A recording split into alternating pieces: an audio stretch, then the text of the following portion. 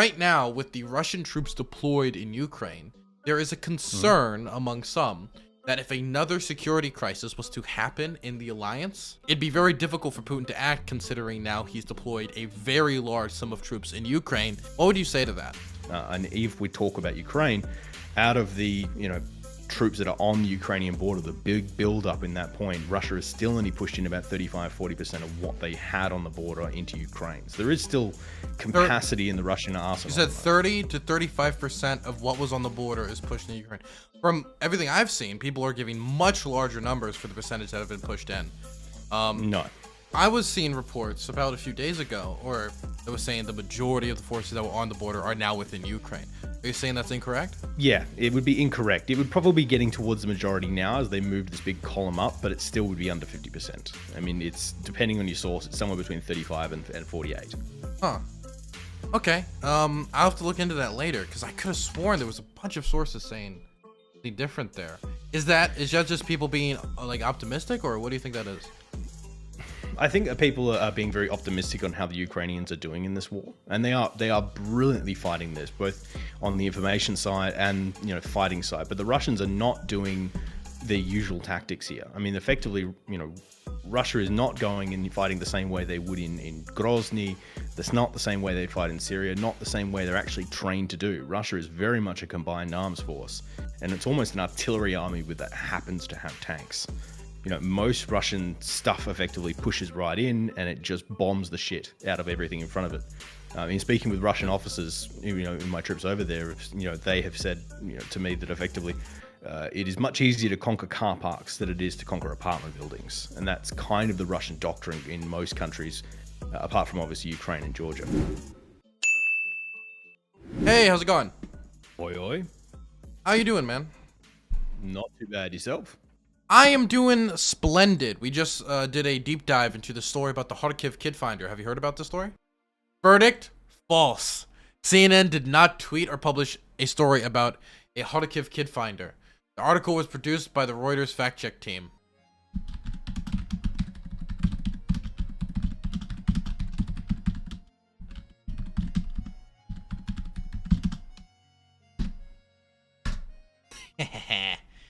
Yes. Yes.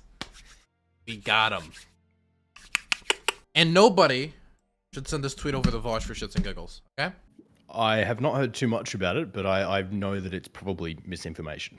I don't know what you're talking about. Actually, Reuters fact-checked it as true. I posted it on Twitter. Really? I'll have to check that out. But from when I read the article, it was, it was at least false on my screen. Well, I mean, it was a little different on mine. If you do this cheat code with inspect element, you can change a few things. Look, it was true. It's true to me, and that's what really matters. Okay, are you fine with me showing your camera on stream? Yeah, of course. Okay, just wanted to check before I showed your very polite. Your beautiful face to all the world. One moment as I get that ready. So how was your weekend? Busy as always. Obviously, can you imagine being the guy who specializes in Ukraine and Kazakhstan in 2022? Yeah, it's probably very, very difficult at the moment, I would assume.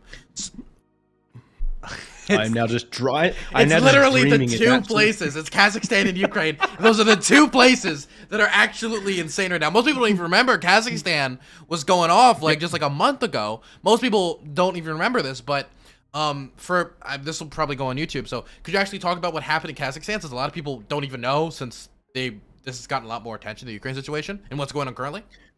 Of course.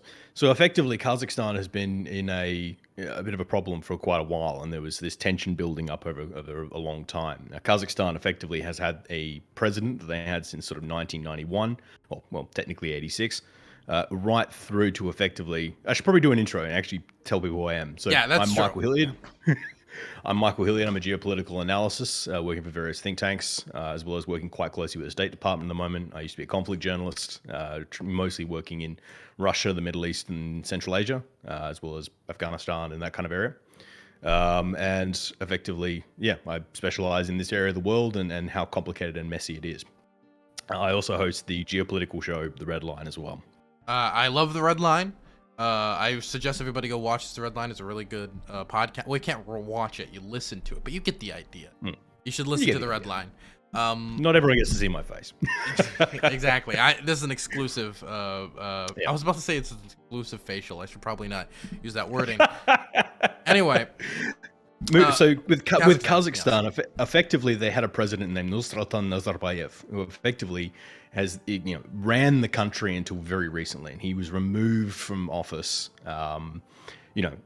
under big protest about 2 years ago. And as a baller move, as he walked out, he renamed the capital to his first name. It would be like Trump getting impeached and renaming Washington Donald. It was that kind of weirdness about it.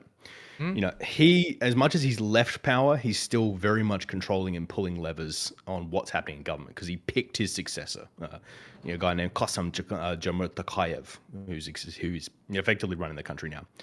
But the country's not really improving. So effectively, the power grids have been absolutely cattled for the last little while, because effectively the gas prices are high at the moment that the Kazakhs are selling the gas to the Chinese markets and the European markets, because they're making a lot more money that way. So that meant that the energy grid in Kazakhstan was failing, and people were getting a couple of hours of power a day and just failures all left, right, and center. And it was already just a bad situation. Then China bans Bitcoin overnight. And effectively all the Bitcoin miners go, okay, we need somewhere that's cold and cheap energy and, low government regulation is the way I'm going to put that word. So they moved to Kazakhstan. And Kazakhstan, at an already breaking power grid, adds about 16% to it overnight with all these Bitcoin miners moving in. And the grid fails even further. And then on top of that, with this tension already bubbling, the effective government, who needs a bit of money at the moment, decided to remove petrol caps. So right now there was a cap on how much LPG costs and how much petrol costs. They removed the LPG cap, and the price doubled overnight. And obviously, once with energy prices, particularly when it comes to LPG, that doubles the price of everything. So that just screamed through the market. Obviously, there's protests, and then from protests, the government responded by shooting them and calling them terrorists.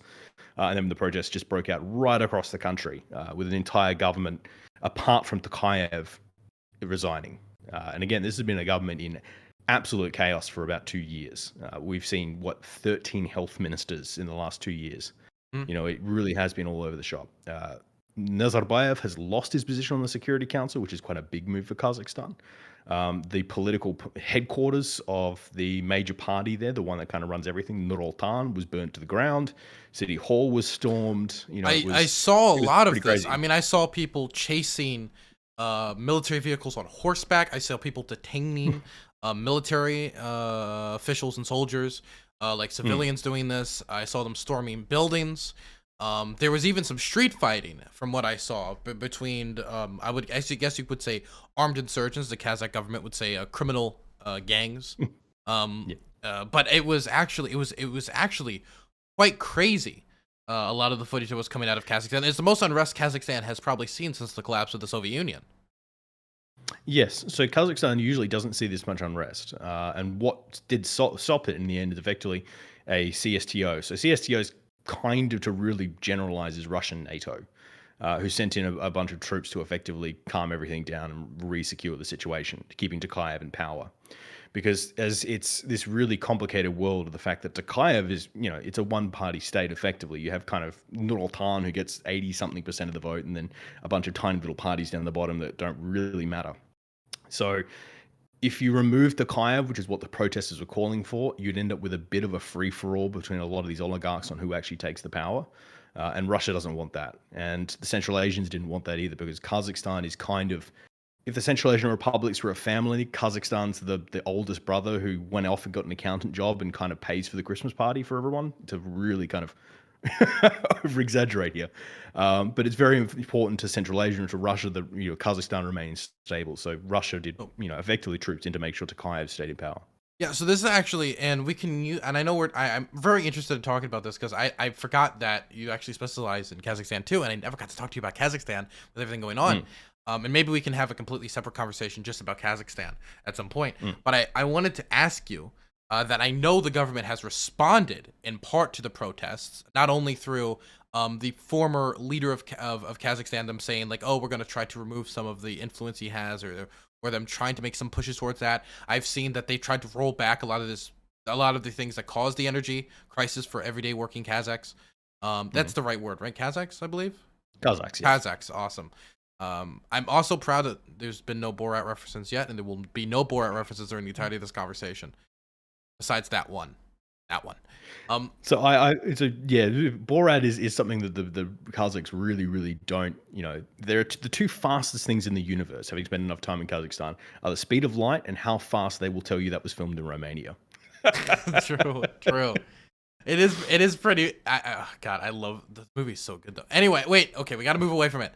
Okay. Yeah. So my question to you is: do you think the government has adapted well to the situation? Have they responded well? Has the population taken their response well? How has their response to the situation gone? What have they responded? How have they responded? And how have the population reacted? So the Kazakhs have responded by effectively diverting gas sales away from the international markets and towards the domestic markets, and they are cracking down on some of the Bitcoin mining, particularly when it came out that some of the oligarchs' kids were using the power stations to Bitcoin mine.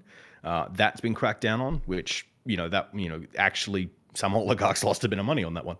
I gotta say, I was told that Bitcoin was supposed to decentralize power and help people get involved. And you tell me the oligarchs' kids are the ones getting involved here, and it's actually hurting working people in the country. I'm shocked. It was hurting. I'm very shocked as well. Anyway, so effectively, the government has responded to some of the things. They put a fuel cap back on, which is costing the government quite a lot of money. They have, listened to some of the protesters. They have brought in a bunch of new ministers, and this is a much more Tokayev-made government than it is a Nazarbayev-made government, the previous guy. But it's still, there are protests still bubbling along, and the protesters aren't particularly chuffed about what's going on at the moment.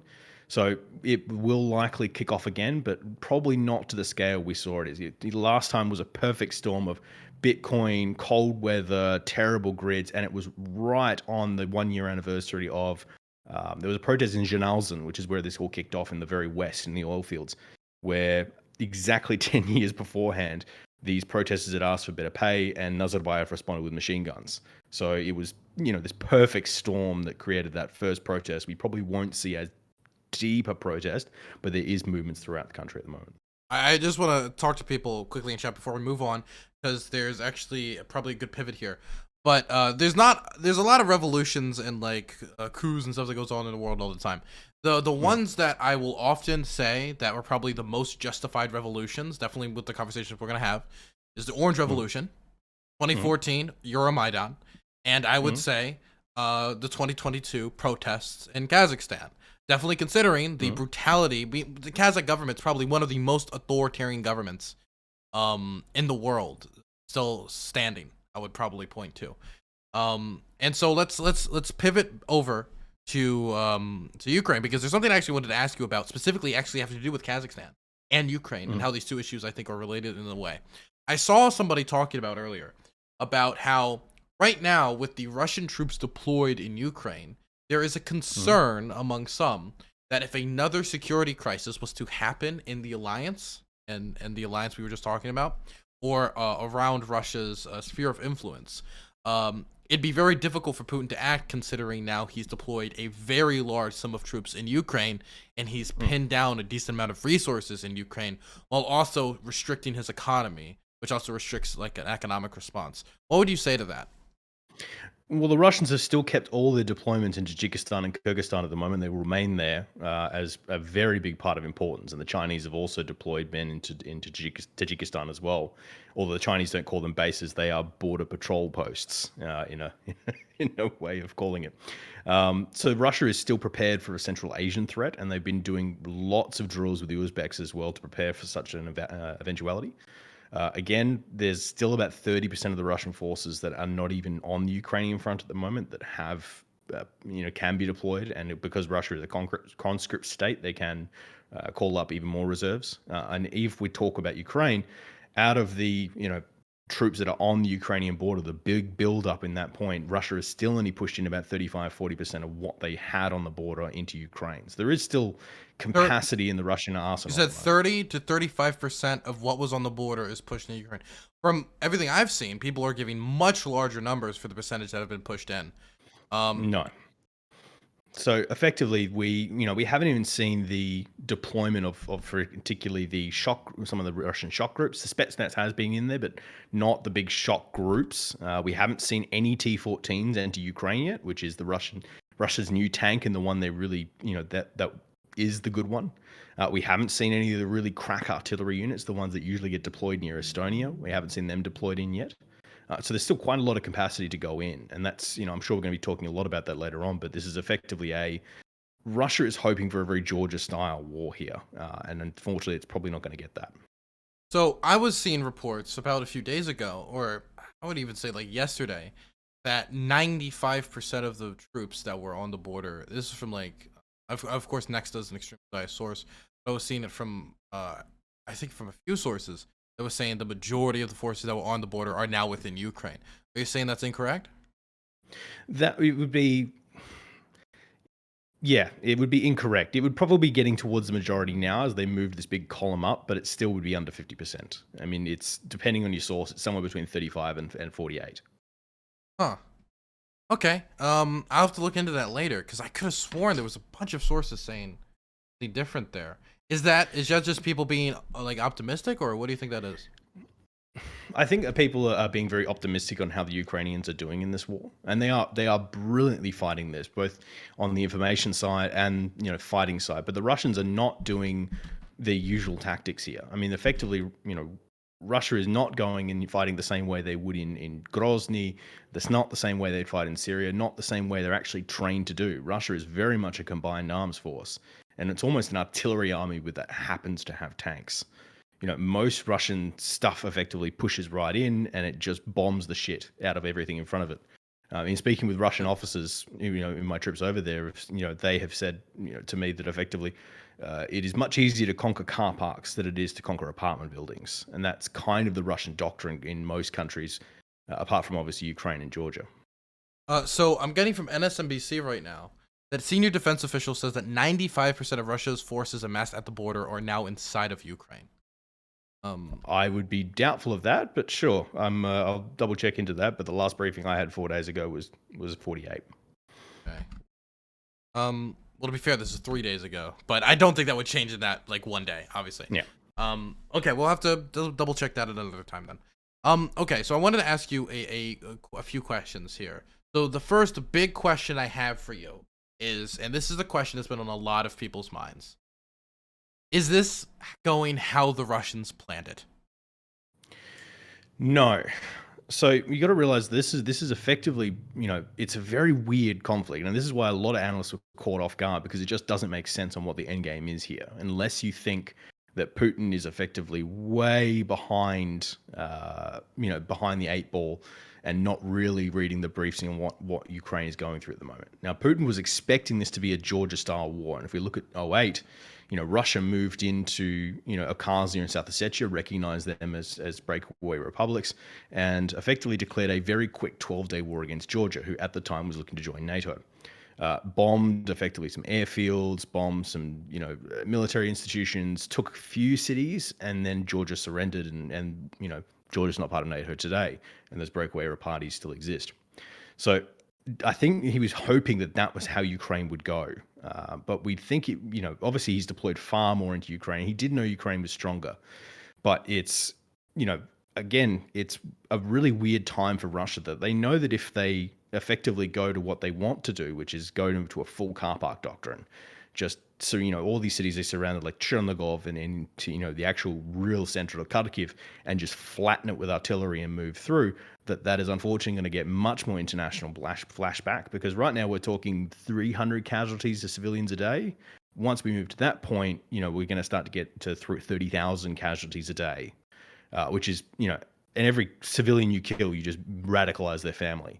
And Russia's thinking to the occupation stage now, where they want to try and have this at least bloody occupation as possible, because right now they know that to keep Ukraine under wraps is going to take so many Russian troops, because they are going to fight like dogs. This is the trouble that Russia is in where they know they should probably move to their real nasty doctrine, but they keep going to Zelensky saying, surrender, surrender, surrender, or we're going to do that. And the moment they do that, they have nothing else to throw.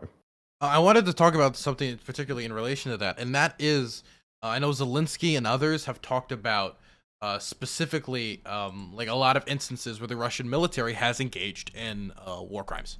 There's NGOs like Amnesty International reporting on this. There was an instance very recently of a Russian armored vehicle firing into a car full of an elderly couple that's been shared around quite frequently. There's now Zelensky talked about 3 hours ago that Russian bombs fell on a children's hospital maternity hospital in Mariupol. And of course, the kindergarten, and Amnesty International accuses them of using cluster munitions. There's accusations from the Ukrainian ambassador of vacuum bombs, and now there's accusations of people being detained illegally, and etc. It's like a million different accusations of war crimes. Some of them, and I'm not saying there's not. Like, the Russians are doing abhorrent stuff. yes. A lot of the targets they are hitting is because their cluster munitions are terrible, and a lot of their Wait, I wanted to munitions before we move on. I gotta great either. ask: can you say, because Amnesty International has reported on it, but how confident are you that the Russians are using cluster munitions in Ukraine? I wouldn't be able to say. I wouldn't be able to confirm or deny that one. You wouldn't be able to confirm or deny? I wouldn't be surprised, but yeah, I haven't got any full briefing on that one. Okay, so sorry, continue. I didn't mean to interrupt you. Okay, so effectively, yeah, the Russians are still doing abhorrent things, and now, unfortunately, most of the propaganda we're seeing, and we look at the geotags, is coming from near Mariupol, Berdyansk, and the Donetsk areas, and a lot of those guys are Donetsk fighters, not Russian troops, and that's a very different thing, because they're very much supplied by Russia, they're very much governed by Russia, but it's not trained Russian soldiers. It's a lot of hoodlums with guns, and they are, of course, going to be much nastier than the average Russian soldier will be. So there's a lot of, when we see, all these Russians surrendering in large amounts where they're wearing old World War II helmets and they're kind of all mishmashy, they're mostly the militias coming out of Donetsk and Luhansk. There is some Russian surrenders, of course, across the board. Obviously, these are 18-year-old kids who are scared out of their mind at the moment. And it's because, rather than Russia doing what they do, which is large-scale airstrikes, large-scale artillery strikes, rolling in with tanks and infantry right behind it, we're seeing tanks run by themselves, which is so against usual Russian doctrine, because they're trying for this, I think, a few people calling it a sort of a handbrake war, where they're trying to not go as hard as they want because they're hoping for a surrender by the Ukrainians before they move to that point. Because if they move to that point, occupation will be 4 times as hard. Okay, I wanted to ask then, are there conscripted Russian soldiers in Ukraine? Because the Russian government has denied this multiple times. There is most certainly conscripted Russian soldiers in Ukraine. Okay, how do you know this? Yeah, we know that most of the videos coming out are from conscripts. We know that the divisions made up of mostly conscripts have moved in, because we know which divisions are in there. We know that the effective, because Russia is a conscription nation. There's most of the Russian army is conscripts. To use just the sort of non-conscripted would be your, some of your Chechen fighters, your Spetsnaz guys, some of your shock troops. And I'm pretty sure the Russians have admitted in the last couple of days that there are conscripts in there. But yeah, they called it. Did they call it mistakes? Like, oopsie doopsie, we accidentally dropped our conscripts in all of Ukraine. I don't know what they're going to call it, but it's a cock up, to say the least. And there's also been reports of the Wagner Group, which is an extremely notorious organization known for committing war crimes in Africa, the Middle East, getting capped in 2018 in Syria, a bunch of different things. Of course, being led by a neo-Nazi. Again, which makes the whole claim of denazification ridiculous, but... Well, you also got to know that the Yevgeny Prigozhin, who runs Wagner, is a hot dog salesman. That's how he got the job. Yeah. He was a hot dog salesman Putin liked, and was made Putin's chef, and then was made head of Wagner after that. Seems like a reasonable process. So I wanted to ask, is the Wagner Group in Ukraine? We haven't seen that many reports of Wagner in Ukraine, because their purpose would be, it's moot. The whole point of having Wagner is effectively to make sure that you can do things without the Russian government putting a flag on it. So their operations right now are very big in Central African Republic, and they're leaving Mozambique at the moment, but there's questions around that. All through Africa at the moment. They're doing some work in Syria, they're doing some work in the Middle East as well. that's what they're there for. They're there to not put a Russian flag. Whereas right now, Russia's crossed that line. They're in Ukraine. They're doing their thing. Why would they need to use Wagner, considering Wagner is much more expensive than the average Russian soldier? Got you. But that's something about them being in Ukraine. A lot of people are being told that. I wouldn't be surprised. Like it doesn't surprise me that there would be odd Wagner guys in there, and but we're not seeing large Wagner deployments. Wagner's still very busy in the Central African Republic. Got you. I wanted to ask about the idea of Russia being in Ukraine, because the Russians are trying to very much tilt this. I'm sorry, we're kind of jumping all over but I'm just letting the conversation evolve naturally. They're trying to tilt it as this is a special military operation. This isn't a war, because if they use the word war, then a lot of people are probably going to think of it as this long, protracted, like they want it to basically be in, out kind of situation. That's how they want to kind of portray it to the Russian people. Why do you think they're trying to be really hard on the special military operation, even to the point of closing down independent news outlets, which are more honest about what's going on in Ukraine? Well, effectively, the declaration of war has a whole bunch of legalities around it, and there's a whole bunch of different things to do with particularly prisoners of war that a special military operation wouldn't. And that's why they're effectively just calling it something different. Because if you declare war, then it opens up a can of worms. But if they call it anything but war, then they can kind of get away with some legalities around this. So it makes no real difference, apart from if this goes wrong, certain people might be attempted to be tried for crimes. Although Russia's not a member of the ICC, so it'd be very difficult to charge them. Do you think there's any interest in them portraying it in a separate way so the Russian public reacts less negatively to it? Yes, of course. Obviously, a war would drum up ideas in the Russian public of large-scale conflicts and large-scale invasions. Yet a special military operation just sounds like it's a Gulf War. It's a real quick insursion. We're just going to do this and we'll be in and out in a couple of days, which is again like it was in Georgia. What people were really fearful of, and again a lot of Russians remember, is Grozny. Where that was a war, and that was real nasty for the Russians, and the Russians lost a lot of young men lives. Some people in chat don't know what you're talking about with Grozny. Can you talk about Chechnya? In the very, very south of Russia, on the borders with Georgia, is a province called Chechnya, which is a Muslim majority area of Russia, and they do not want to be a part of Russia, or did not want to be a part of Russia. So when Russia fell apart at the end of the Soviet Union, those guys said, "Hey, I want to be, a separate nation, a Chechen state." The Russians said nope, and effectively moved tanks in to go crush them. But the Chechens are really, really good fighters. They've been mountain fighters for a very long time, and the Russians lost a buttload of tanks doing it. The Chechens are really good at chucking Molotov cocktails into the air exhausts. The Russians eventually just started losing, and then Vladimir Putin, before he was president, took over as effectively the commander, as prime minister, and then president. And effectively ran with a very heavy artillery doctrine and flattened most of Grozny. Then there were deals made with effectively now Ramzan Kadyrov, who's effectively a Chechen.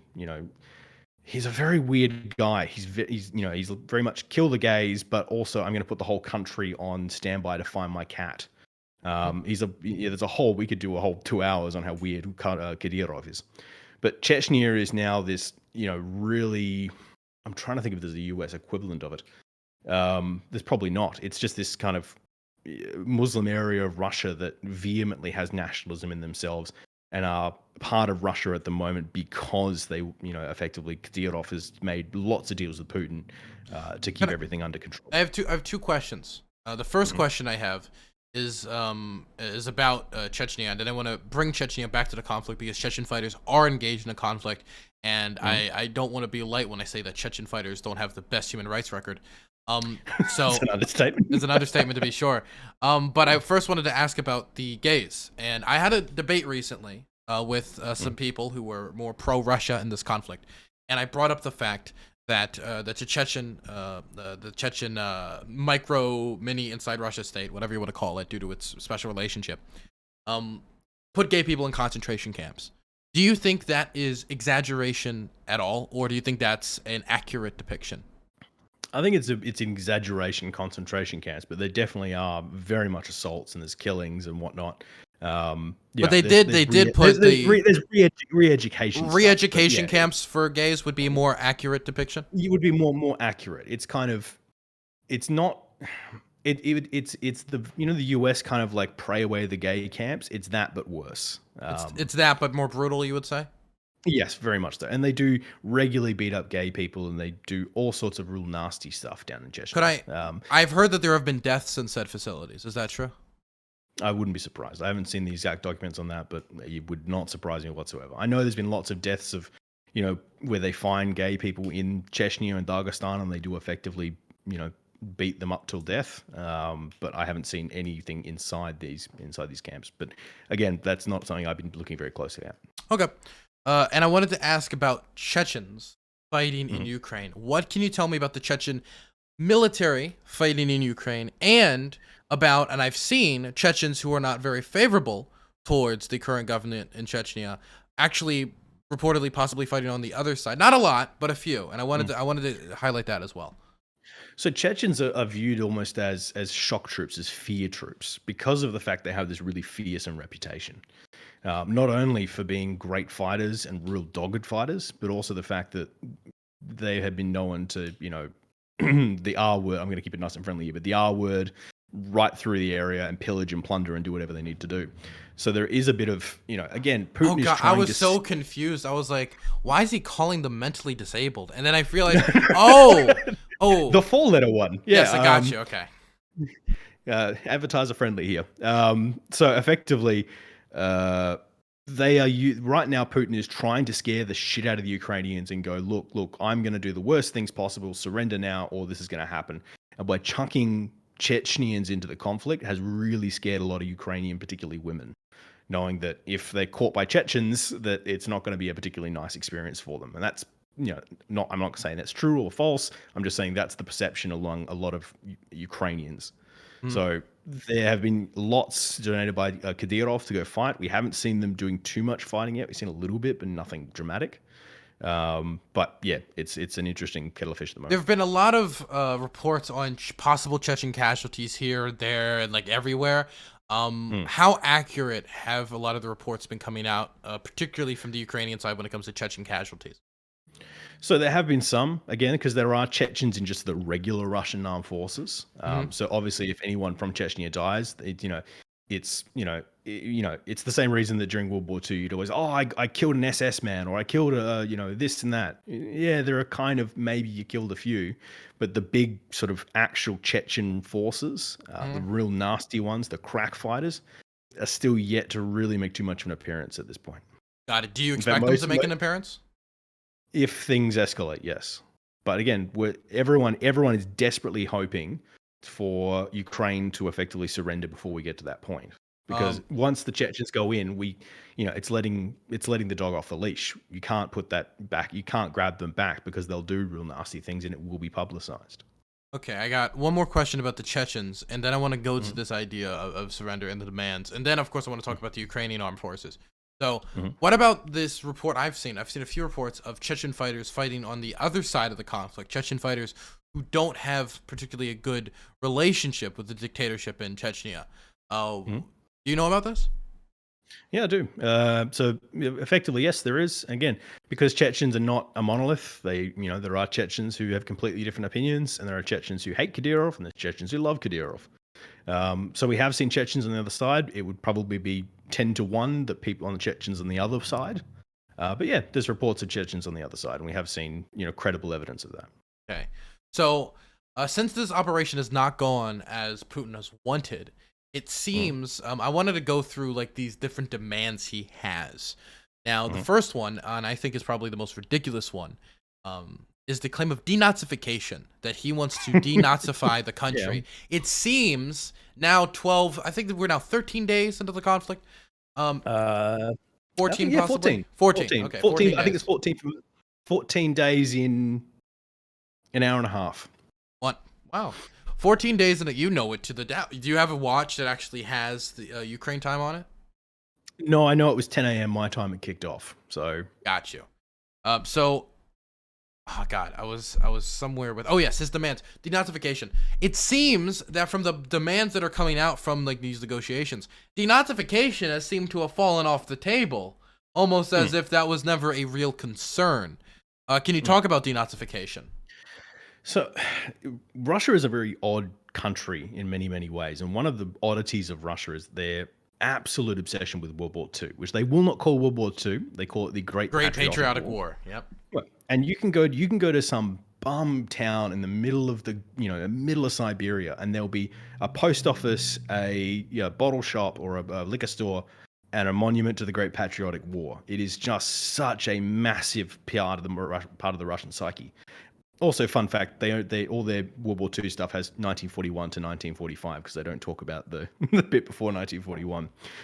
Um, oof.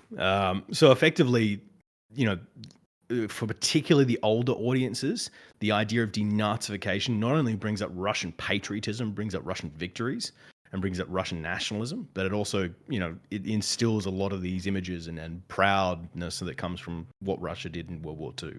So again, this is also in a big propaganda arm where effectively they'll put stuff about, particularly Azov and those kind of guys across all the Russian airways and say, look, they're Nazis. Look, Ukraine's a Nazi, because that's the big bad guy for the Russians is the Nazis, for every, particularly for the older generations. So yeah, it's a nice form of propaganda, but I think not even Putin really believes it. Okay, because people always bring up the Azov Battalion, right? Which is the most widely cited thing. They don't bring up the fact that Belarus, as dictator Lukashenko, has said some weird things about Hitler. I think you know the quote I'm talking about, where Germany reached its zenith under Hitler, and not all the things about Hitler are bad. Like that direct quote, by the way. And someone could say I'm misquoting him, but I can't think of a way to say not all the things of that well-known figure Adolf Hitler is bad. How you make that a good statement under any circumstances. Of course, we've talked about the Wagner Group, which is led and was founded again by a neo-Nazi hot dog man, as we've now clarified, which is a strange sentence to say. The Chechens, while I wouldn't accuse them of being Nazis, the human rights records and I would say internment camps to be light about it when it comes to the gays is probably not. When it comes to the Nazis and the gays, they don't have a historically great relationship, I'm going to be honest. And then, of course, there is also just straight up Russian neo-Nazis fighting on behalf of the Donetsk rebels, which are never brought up about. I think it's the Russian National Unity Movement or something along those lines. I forget exactly what it's called. But these things are never brought up. Why do you think that is? Because Nazis have such a place in the Russian psyche. They are the big, big, big bad guy. They are and again, because there are people who've lived through that. When the Nazis came into Russia, it was an absolutely disastrous move. And it's even when you talk to Russian defense officials, their planning is still based on, well, Hitler came from where Poland is, and we need to sort this out. It really is such a big part of the psyche. And obviously, if they can paint one of their enemies as Nazis, then it unites the whole country around it. It is the only thing every single Russian will agree on is Nazis bad. Although when they do things that are a little bit Nazi, to put it mildly, they'll tend to brush that off depending on the generation. Is there any legitimacy to the Nazi claim? I mean, there is some far right nationalism in the Azov Battalion particularly, and there are some far right nationalists. But that would be the same as saying, well, the US is a Nazi state because of the Proud Boys. Is there a difference though with the Azov Battalion actually being considered part of the Ukrainian military? So the Azov Battalion are a really interesting kettle of fish, and I think a really good way of describing them is how a Ukrainian officer described them. He goes, I love the Azov Battalion. I love them. They go in guns blazing. They tell us where the machine guns are, and I don't have to lose my own men. They are viewed that way as this kind of this rambunctious kid you throw in because you don't really care if they die or not. Jesus. Yeah, and that's how Ukrainians view. That's how a lot of the Ukrainian high command views them. They're again, we're only talking about 2,000 people, and they were very useful in the of a military of like 200,000, right? Yeah, and we're talking, a very, very small amount. They were useful in effectively the retaking of Mariupol because of the fact they could just go in and no one really cared about casualties. And when Azov dies, it's not a big publicity problem for the Ukrainian government. So, if anything, if the Azov Battalion got wiped out, if anything, it would just take away a talking point. It would, but then again, their ideas are still there. There are Ukrainian nationalists floating about who do have, very, very right-wing opinions. But at the same time, almost every country has them. Australia has, I think we call it, a United Patriot Front is our kind of that version of that. The Americans have the Proud Boys. We've got groups like this all there, and I don't judge an entire country based on 2,000 people. Yeah. Ours is called Destiny. He's a streamer. I'm getting it, of course. But I there's also Alexander Dugin, which is like a direct advisor to Vladimir Putin, which I don't want to get into the depth of like Nazbol ideology or anything like that. So I wanted to gosh, what I'm losing it. Okay, let's move on to I just want to go through the rest of the demands. So the next one is probably the one that people bring up, which is not brought up the most, but is probably one of the most direct starters for the conflict, and that has to do with Donetsk and Luhansk and the Crimea, and that has to do with Russian demographics in these areas. Can you talk about Russian demands here? Okay, so effectively, Ukraine until quite recently was effectively almost half Russian speakers and Ukrainian speakers. And there are bits of Ukraine that did want to be part of Russia, particularly Luhansk and Donetsk actually did have a majority Russian population who would prefer to be part of Russia. And that's a whole other question. Crimea was a very much ethnically Russian place because the only real infrastructure there was the Russian naval bases and effectively the support system for those naval bases. So those guys, if they did have a vote on it, they did vote to join Russia. And if there's obviously questions around that vote, but the fact that it's mostly made up of sailors, people who get paid by the Russian. Can you tell me what the two options were? I love hearing this every time. Yeah, it's like, again, it was really poorly worded. I can't remember the exact word off the top of my head, but it was something like, do you want to join Russia, or do you want to not be part of joining Ukraine part of Russia, or something ridiculous? I can't remember the exact words. It's been a long time. Got it. But effectively, yeah, the vote was confusing, but regardless of which, most of the people who live and work in Crimea are Russian Navy support systems, or, they run the lunch bar that buys for the Russian Navy. It's that kind of a place. So if the vote had been completely legitimate and had months to work up to it, they probably still would have voted for that. But that's Crimea. Luhansk and Donetsk, not the entire area is pro-Russian. And again, it was a mix. It was just a kind of, it would be more ethnically Russian, but not completely. It's the same reason that there are Democrats living in Alabama and there are Republicans living in California. It's not like, it's a red state and a blue state. It's a mix, but some states are more red and more blue. So when Russia used these breakaway republics effectively, and they do that, they have breakaway republics, obviously in Nagorno-Karabakh, in Armenia, Azerbaijan, Abkhazia and South Ossetia in Georgia, Transnistria in Moldova. Effectively this keeps Ukraine from joining NATO, and also should put a pressure point on Kiev as they wanted it, so they can up the war and down the war as required. And again, we're not talking about all of Luhansk and Donetsk because they are two big provinces. We're talking about a third of Luhansk and about 2/3 of Donetsk. And those are the areas that Russia has sort of occupied and fomented this breakaway movement. But there are a lot of cities in Ukraine that are still quite ethnically majority Russian. But the support for Russia has been dying down since 2014, when they last did the vote, sort of, because majority of Ukrainian elections are usually between a Russian-leaning candidate and a candidate. Yes. Effectively, we've seen since 2014 the support for Russian-leaning candidates and the support for Russia itself going down. Obviously, Ukrainians weren't particularly happy about the war, but cities like Odessa, Kharkiv, Mariupol, Berdyansk are still majority, ethnically Russian. They speak Russian. But then again, that's also because Russians are lingua franca in the area, and even Azov Battalion, when they go and do their operations, do all their communications in Russian. So, which is interesting, because I think a lot of people just think, oh, they speak Russian, therefore they support the Russian government, which is really, like, on its face, backward thinking. But when you're looking at a foreign country, they're like, oh, that's the foreigners, that's how they work, right? And when you look at the cities that are putting up the most steadfast defensive, like Kharkiv it was supposed to fall on like the first or second day. It's now day 14, and it's being bombarded. Its cathedral was attacked. Its children have been killed in the city. It's actually barbaric, the bombing campaign and the shelling campaign is going there. But we're even seeing Ukrainian counteroffensives from in Kharkiv. We're seeing actually strong defenses there, and I think they weren't expecting that, because a lot of people were pumped with this idea that, oh, Kharkiv's going to welcome us with open arms, but it seems that a lot of these people in this Russian-speaking areas actually want to be part of Ukraine.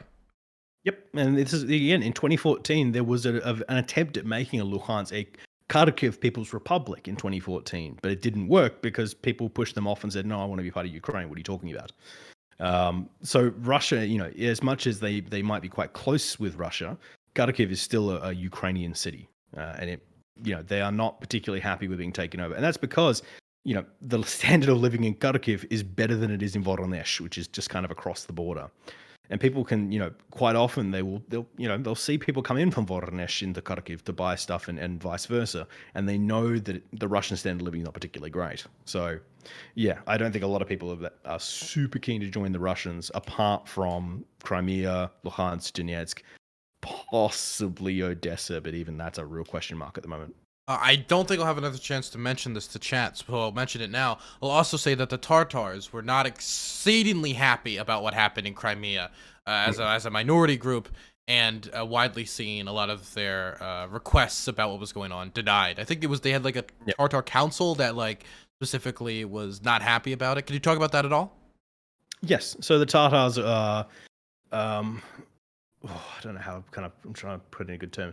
Very much kind of imagine Russian Mongols, but not really Russian Mongols. They're kind of Turkic, but also like they come from Tatarstan, which is effectively, in the middle of Russia, and one of the only places that had a prince and got to call himself the Prince of Tatarstan.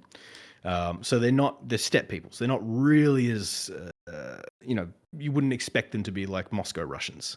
So again, once they, were pushed into Crimea, it was, we're now going to be ruled by Russia.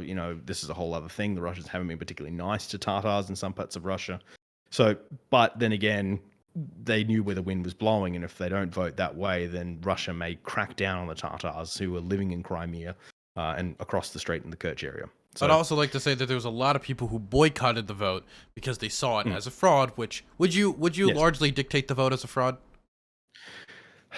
I would, definitely. It was not, the OCSC does not call it a, perfectly fine vote, but I would still suggest that even if they'd had a proper vote, by the fact that the majority of people living there are actually Russians or work for the Russian Navy, that'd probably there's a decent chance. Get across the line. That's the thing that's crazy about it. Like, why didn't they just have an actual vote? Because if they have a vote and they go for a vote, we assume it'd be something around the 65%, and that doesn't read great. Whereas if they did it the way they did, again, they did it so quickly because the West was still getting their act together and trying to figure out how to respond to this because it hadn't been done before. We're all freaking out. And again, this is a very, very, very short length of time. It was a couple of weeks, really. By doing it this way and saying, I had a 95% made, for people who aren't really following foreign policy, they go, they 95% voted to join them. I think that's fine. And there wasn't that internal pressure from the West to do anything. Again, most of that is about the importance of Sevastopol as a port, because that is effectively the main Russian port, apart from Murmansk and Severomorsk up in the Arctic. But if you look at the sort of 5 major Russian ports, you got, Severomorsk and Murmansk up in the Arctic, that freezes in winter. You've got St. Petersburg and Kronstadt, which effectively means you have to go through bits of Denmark and Sweden, which they don't want to do. You've got Kaspis on the Caspian Sea, which landlocked, or you've got Vladivostok, which is near Japan, which is pretty far to get to. So, Sevastopol is where a huge chunk of the Russian Navy based itself, particularly in the sort of winter months.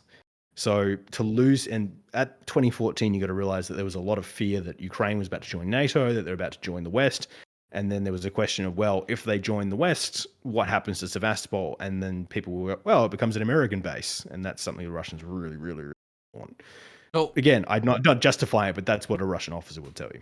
Got you. I have something up on screen right now because you brought up Moldova and Transnistria for a second. And I wanted to talk about our favorite oaf. I call him the East Donald Trump, Lukashenko. So can you tell me about this map of that he brought out and just showed on public television? Can you tell me a little bit and why it angered the Moldovans so much? So in Moldova, there is a breakaway state called Transnistria, which I've actually spent a good amount of time in. It's a really interesting place. You had to leave the place in the back of a boot. It's that kind of country. Of course. And can you explain like Lukashenko and Belarus quick and their involvement in the conflict? So Lukashenko effectively is the leader of Belarus, and he has been since 94. I want to say it's either 93 or 94. Terrible mustache, and a bit of a weird dude. And to give you an idea of how weird this guy is, he believes that the well behind his family house gives you sexual powers if you swim in it. He used to bring his little kid to the UN covered in like war medals, which I think is weird.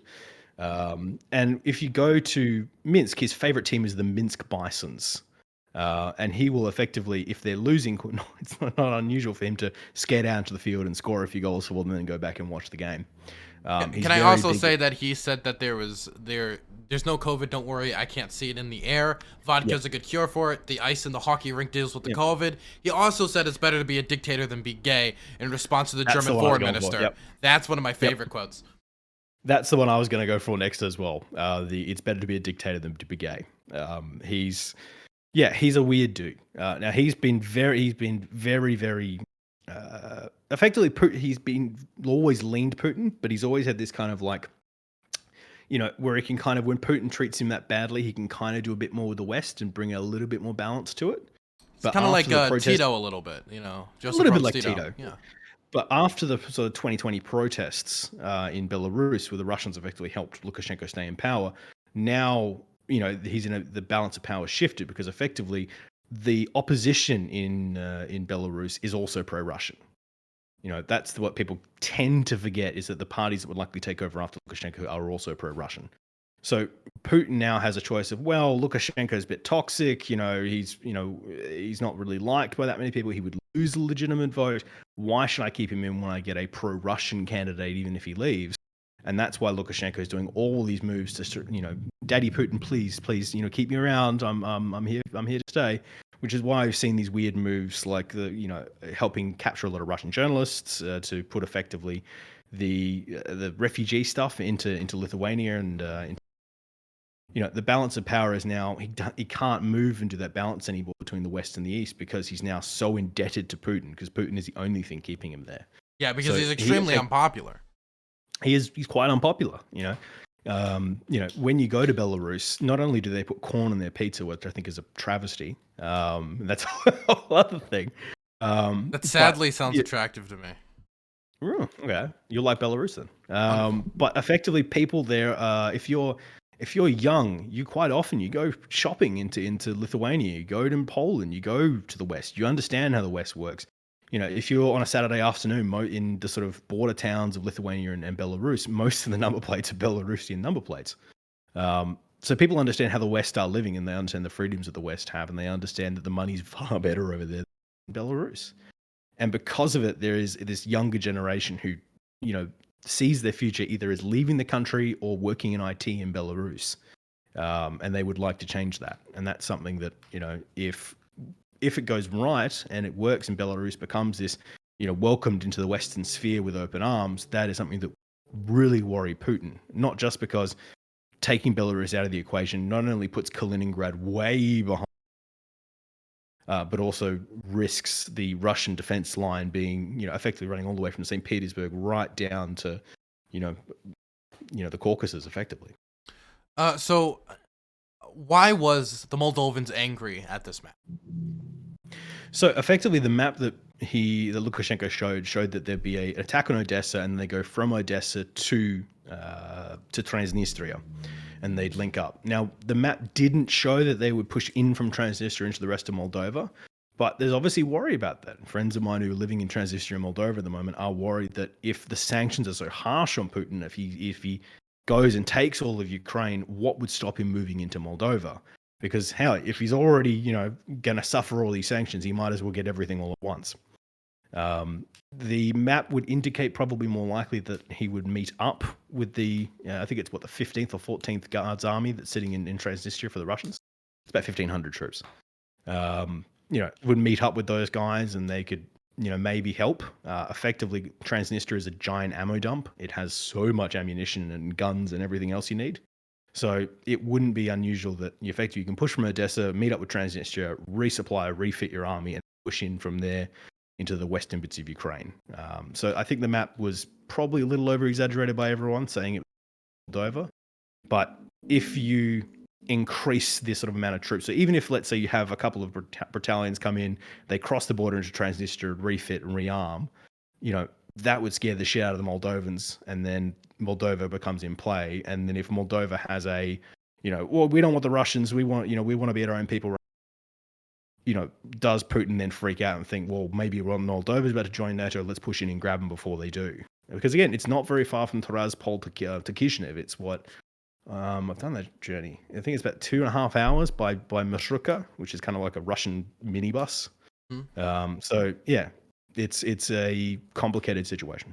That actually brings us to another one of his demands, because one of his demands is he's concerned about NATO. And what I found is through this invasion of Ukraine, if you look at polling data, support for NATO has skyrocketed across Europe, particularly in states like Finland, which NATO membership has always been like, I don't know about this. For the first time in the history of Finland, the majority of the Finns want to join NATO. And we're seeing this across many states that are not formally within NATO, but it's always been a question of NATO membership and so on and so forth. So what do you think about his demand of neutrality is what the Kremlin says, which really means you will not be in NATO. You will not join NATO. No. So again, it comes back to that World War II thing we were talking about before. So you got to realize that when at the peak of the Soviet Union, when Putin was effectively an officer, and a lot of the Russian high command were officers, the Russian defense lines were great. They can't be invaded through Turkey because the Caucasus Mountains are huge, and fighting through mountains is a pain in the ass. You can't invade through Greece because Bulgaria, Romania are right there to, effectively slow you down. And there's obviously mountains through there. You can't invade through Yugoslavia because Yugoslavia is not technically part of Russia. You can't invade through, the Carpathians because they're hard to get to. So the Russians could concentrate all their divisions onto East Germany, and just that little bit of between the sort of that East German border. And that was great for the Russians, happy as clams. The Allies and the NATO are so far away from Moscow, they're happy as clams. But now the borders they have to defend the Baltics, they have to defend around Kaliningrad, they have to defend the Western Belarusian border, and that's a lot more to defend. So they would love to see NATO pull back to the point where they don't have to defend all these borders, that there is buffer states, but it's not going to happen. These countries have a free right to decide what they want to do. And again, during the Trump administration, there was talk of disbanding NATO. There was a bunch of think pieces saying, well, why is NATO required? This is why it's required. And we will likely see Finland and Sweden join NATO. Yeah, that's very much on the cards. As well as the fact that the entire Baltic defense plan, was absolute chaos for the Allies because we knew Sweden couldn't intervene. Now that Sweden's in, the Baltics become a lot easier to defend. The Russian defense offensive plans become much harder. It really is a pain in the ass for the Russians to now have to defend the Finnish border as well, but have to deal with all of this. So this is approval from NATO 2 years ago was on rock bottom, and now it's at an all-time high.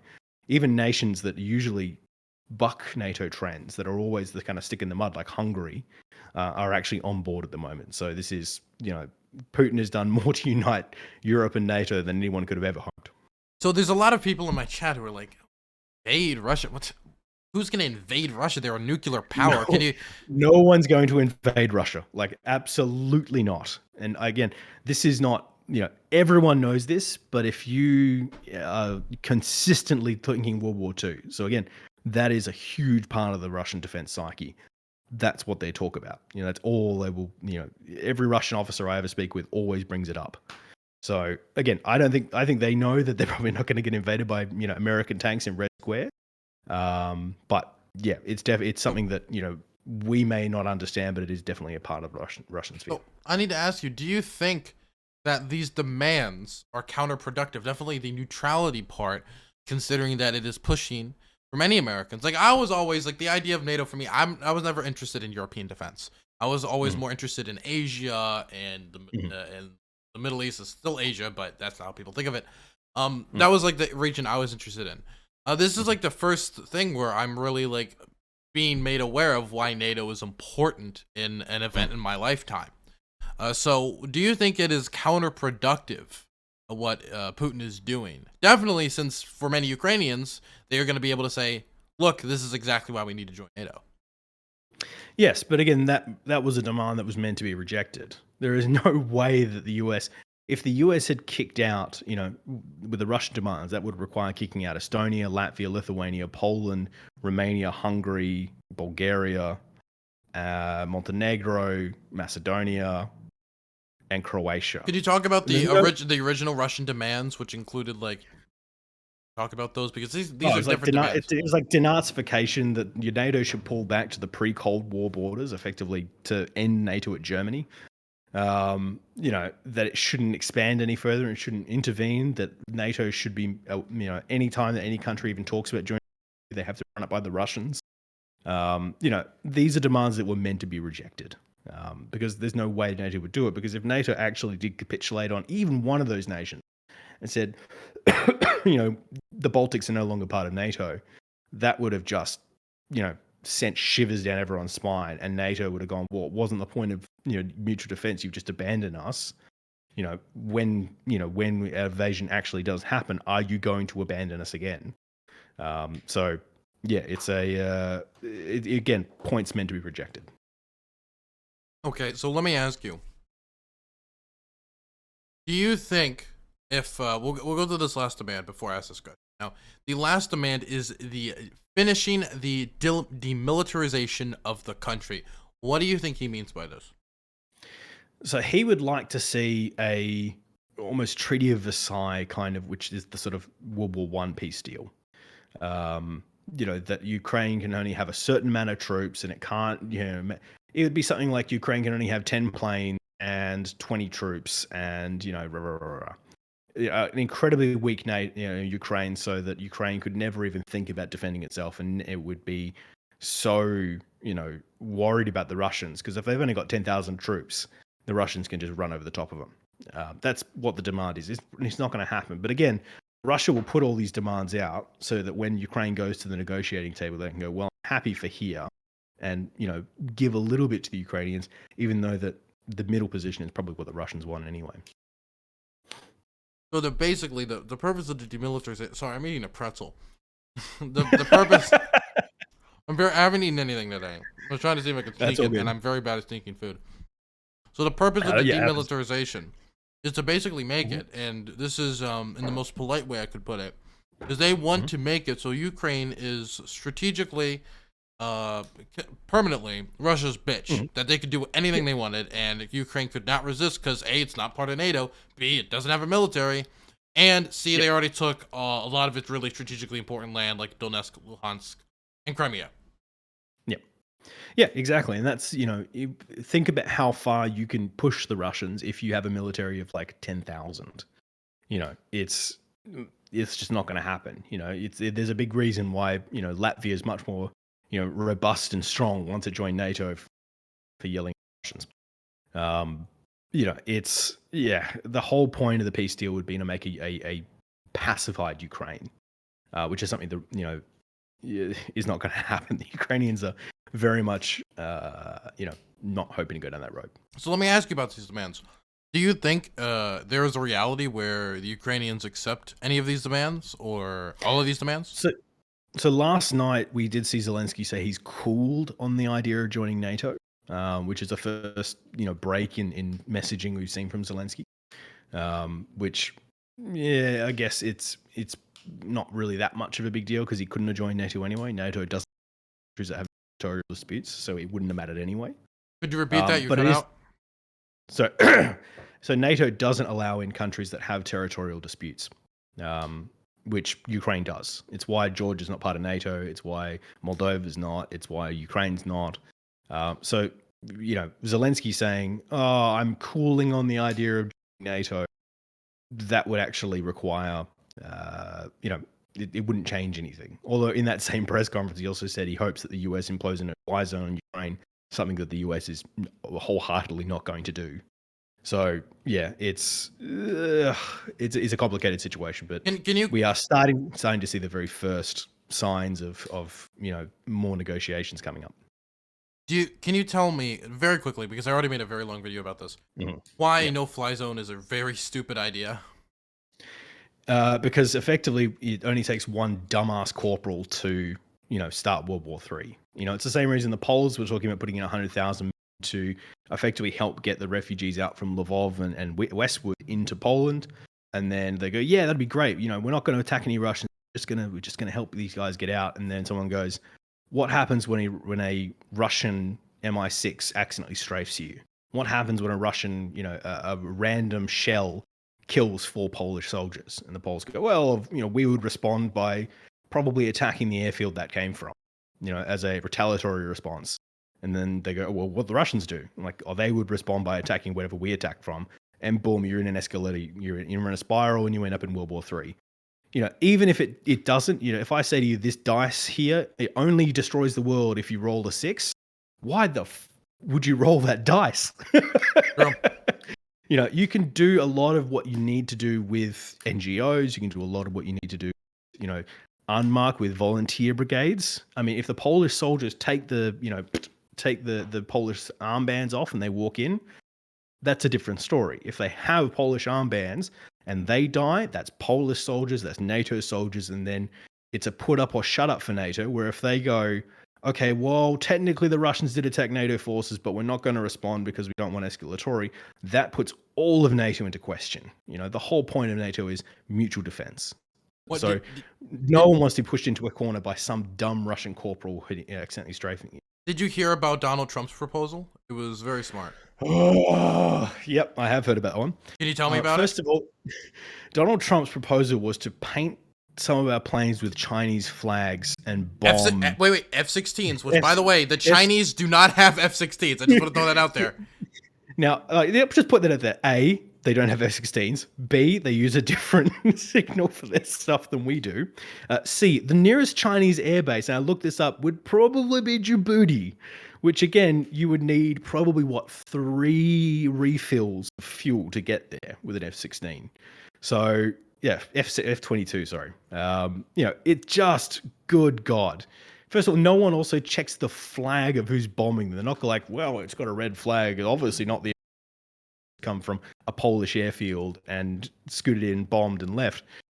It's just ludicrous that was even proposed as an idea, and it either means Trump has literally no idea how our military works, or it's the biggest troll of all time. To be clear, he said a week before that, he didn't want to tell everybody his grand strategy, because if he did, then somebody might steal it or something. And then, like a week later, this is what he throws out into the public. He's a cartoon character when it comes to foreign policy, but he's always been like this. I remember when he was in the KRG, the Kyrgyzstan regional government, and he called the leader just Mr. Kurd. He forgot his name, so he just called him Mr. Kurd repeatedly. Yep, he's not been a particularly good foreign policy president. That's to put it quite mildly.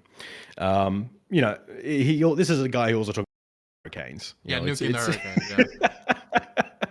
Yeah. Again, I'm not going to get into the whole Trump debate, but yes, there's anyone who's ever studied even 101 defense stuff would go, yeah, China, they're not going to believe that China was the one using F-22s because they painted their flags Chinese. They're like, well, maybe if we and he doesn't, painted them flag. Maybe if they drop like a panda down there, then maybe that'll reinforce that it was the Chinese.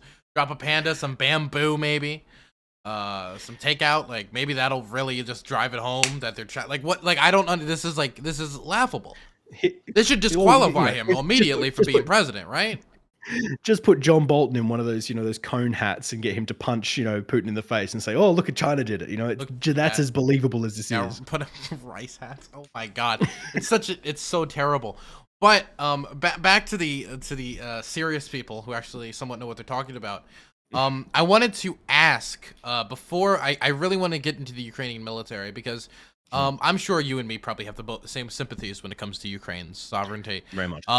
I wanted to ask you about the West's response to the situation, because to me, it seems like the West's response is a lot more collected than it was in 2014, a lot faster, especially the economic response. What do you have to say to that?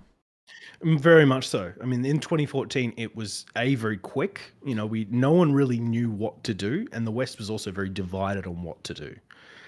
When it comes to this one, this is not in 2014, you could actually have a debate of, look, Russia is defending really ethnically Russian areas who would probably vote to join Russia. You could, with a straight face, argue that. Right now, that is, you can't argue that. They're trying to attack Kiev. They're trying to attack all these cities that are not even Russian leaning. So the context of of it having a debate is gone. This is a straight up invasion. This is a very, very different kettle of fish. And the effective Ukrainian response has been, the West's response has been much more aligned. If you had told me 2 months ago that Germany would be rearming and that we were kicking Russia off SWIFT and that Nord Stream 2 was going to be shelved, well, technically shelved, but we'll get into that later. I would have, everyone would have laughed and gone, yeah, Germany's not going to rearm. But here we are. This is the most united I've seen Europe and the West response in decades. And it is something that is a real problem for Putin.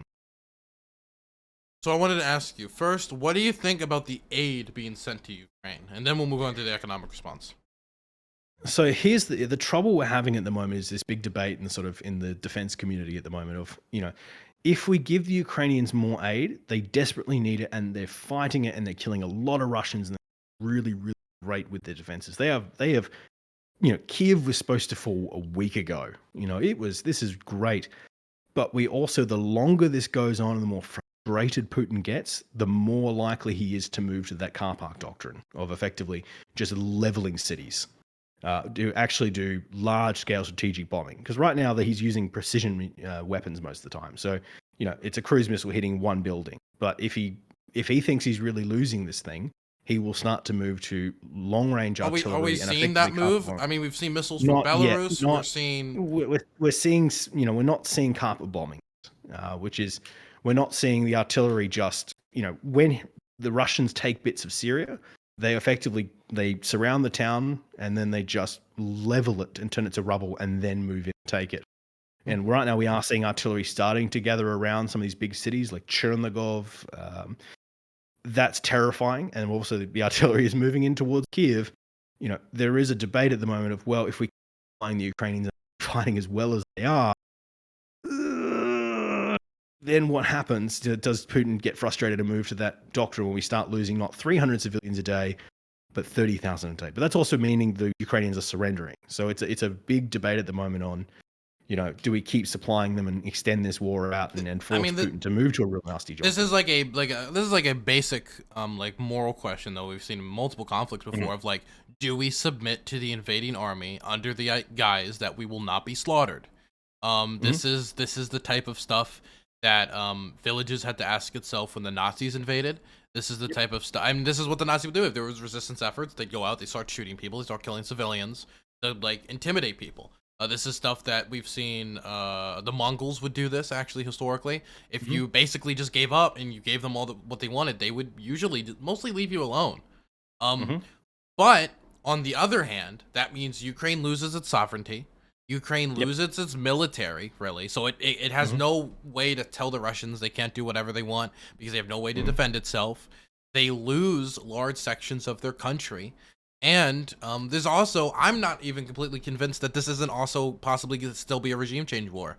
I think originally that's what it was. And now that there's resistance, it's not as simple as reinstalling Yanukovych or having an election, quote unquote, where then a Russian-backed candidate would win the election, right? So I guess for me personally, I think it is the determination of Ukraine's representatives, elected representatives, and what the Ukrainian population wants. And it seems for me, the majority of the Ukrainians want to continue to fight, want to continue to resist. And so therefore, if that's a determination they made, I feel we should support them in what they want because they're determining the future of their country. And Ukraine has fought hundreds upon hundreds of years for sovereignty. They don't want to give it up. Again, I fully agree with you. But this is the trouble we're having is right now they are willing to fight because they're effectively winning. They're doing quite well with themselves. But once we move to that real nasty version of this conflict, the tune might change. And do we want to get to that point? Maybe not. And also right now, while the Ukrainians are the upper hand, there are a lot of people yelling at them saying, this is the best time you're going to get. This is the best hand you've ever had. Now's the time to go to the negotiation table. Because if Russia moves to its flattening of Kiev, then what do you have to negotiate with? This is the, again, I really do. I'm very supportive of Ukrainians and I'm very much on the Ukrainians nasty horrifying. There is no good options on the table for anyone. Kind of debate where it's, do you surrender? Do you keep going? Do you try and negotiate now? There is no good option on the table for the Ukrainians. Yeah, I mean, it's difficult because heartbreaking. On one hand, it's like, of course I want them to negotiate, period. I feel like the negotiation should always be on the table from the start to the end of the conflict. But the question is exactly how much are you willing to give up? Are you willing to formally recognize their illegal annexation of Crimea? Are you willing to then, which I don't really know if they're really going to move on this, give up Donetsk and Luhansk? Or I mean, the most worrying one to me, the most worrying one is the demilitarization. That is the most worrying, because if that was to occur, it would then, what's to stop the Russians 3 years down the line threatening something like this again? And the Ukrainians have zero leverage. They have zero means to defend themselves. And then the Russians could literally just beat them to a pulp at a moment's notice. And that's the thing. If the Ukrainians right now are doing it, they're in a good position. Maybe able to negotiate all of the whole Luhansk province, the whole Donetsk province, the whole Kherson province, possibly Mariupol and Crimea, and effectively then they might be able to keep their military. Again, that's a possibility, and that would allow Russia to say, so much of their country. That's so much of their territory. But and a lot of that is literally protesting. You can see there's protests in Kyrgyzstan right now against Russian occupation. There are protests in these locations. And that's not even to say that violence will necessarily stop. Most likely, you'd see people pick up arms in many of these locations and probably engage in guerrilla tactics against Russian forces, because they don't want to see their nation just give up their home to the people who just bombed out their local village. I mean, the estimates are that if Russia was to take all of Ukraine, occupy it, they would need to permanently station about 60-something% of their army just to keep it under control, just as a police action. And that is with a Ukrainian government that would be sympathetic. That is nuts. That's a lot of the Russian army deployed in there. Yeah. And the population, of course, is not going to be sympathetic for obvious reasons. They're not going to be sympathetic. And who's going to do deals with them? If Yanukovych, as an example, and it might not be Yanukovych, was to be the new president of Ukraine, who's doing deals with him? The West is not going to go, oh, well, look, he's Ukrainian president guy. They're going to know that's a Russian puppet. So, I mean, let's think the whole international community is like, I mean, what was it? There was 5 countries that voted against condemning Russia's invasion, and it was Bashar al-Assad's Syria, North Korea, Belarus, the Russian Federation, and I forget the last one. I can't remember who the last one is either, but it's the fact that the Taliban is telling Russia, hey, you should probably calm down, bro, is funny to me. The fact that Pornhub, the US, the Taliban are all on the same side is pretty funny. It was Eritrea, one of the most authoritarian countries in Africa. The North Korea of Africa. Yes. So there were some abstains as well. So obviously India has still said they won't cut Russia off from SWIFT. Neither is Georgia, and they're hoping to be middlemen in some of this stuff. Obviously, some of the Central Asian republics have also taken we don't agree with this, but we're also not going to really condemn you that hard. Well, it's because they have military deals or other deals that they want to protect. Yeah, they have Russian troops in their territory at the moment, so they're not really, really willing to go down that road. Obviously, China as well has verbally, yelled at them, but hasn't really gone down that full road that the West has gone down. They'll still buy Russian oil. Okay, so I guess Zelensky has a lot of very difficult decisions to make. That's for damn sure. Very much so. That's and this is the awful thing, that what geopolitics is never the right and the wrong option, or the good and the bad option. It is almost always option A and option B, and both have horrifying consequences, and you really don't know which one to do. I wanted to ask now about the Ukrainian military. Well, actually, first I wanted to ask about the economic response. I only asked about the aid. So first, let me ask about that. What do you think about the West's economic response? The SWIFT sanctions, the oil import bans, the all these companies pulling out, Exxon, all this other stuff. We're seeing long lines in Russia at ATMs. We're seeing tons of people. We're seeing a huge economic response. We've seen yachts getting seized, which I think is pretty based. What do you think about what do you think about the economic response? No one could have ever predicted it was going to be this big. I mean, it is to see Germany cut them off from SWIFT. Olaf Scholz's speech. Did you listen to that thing?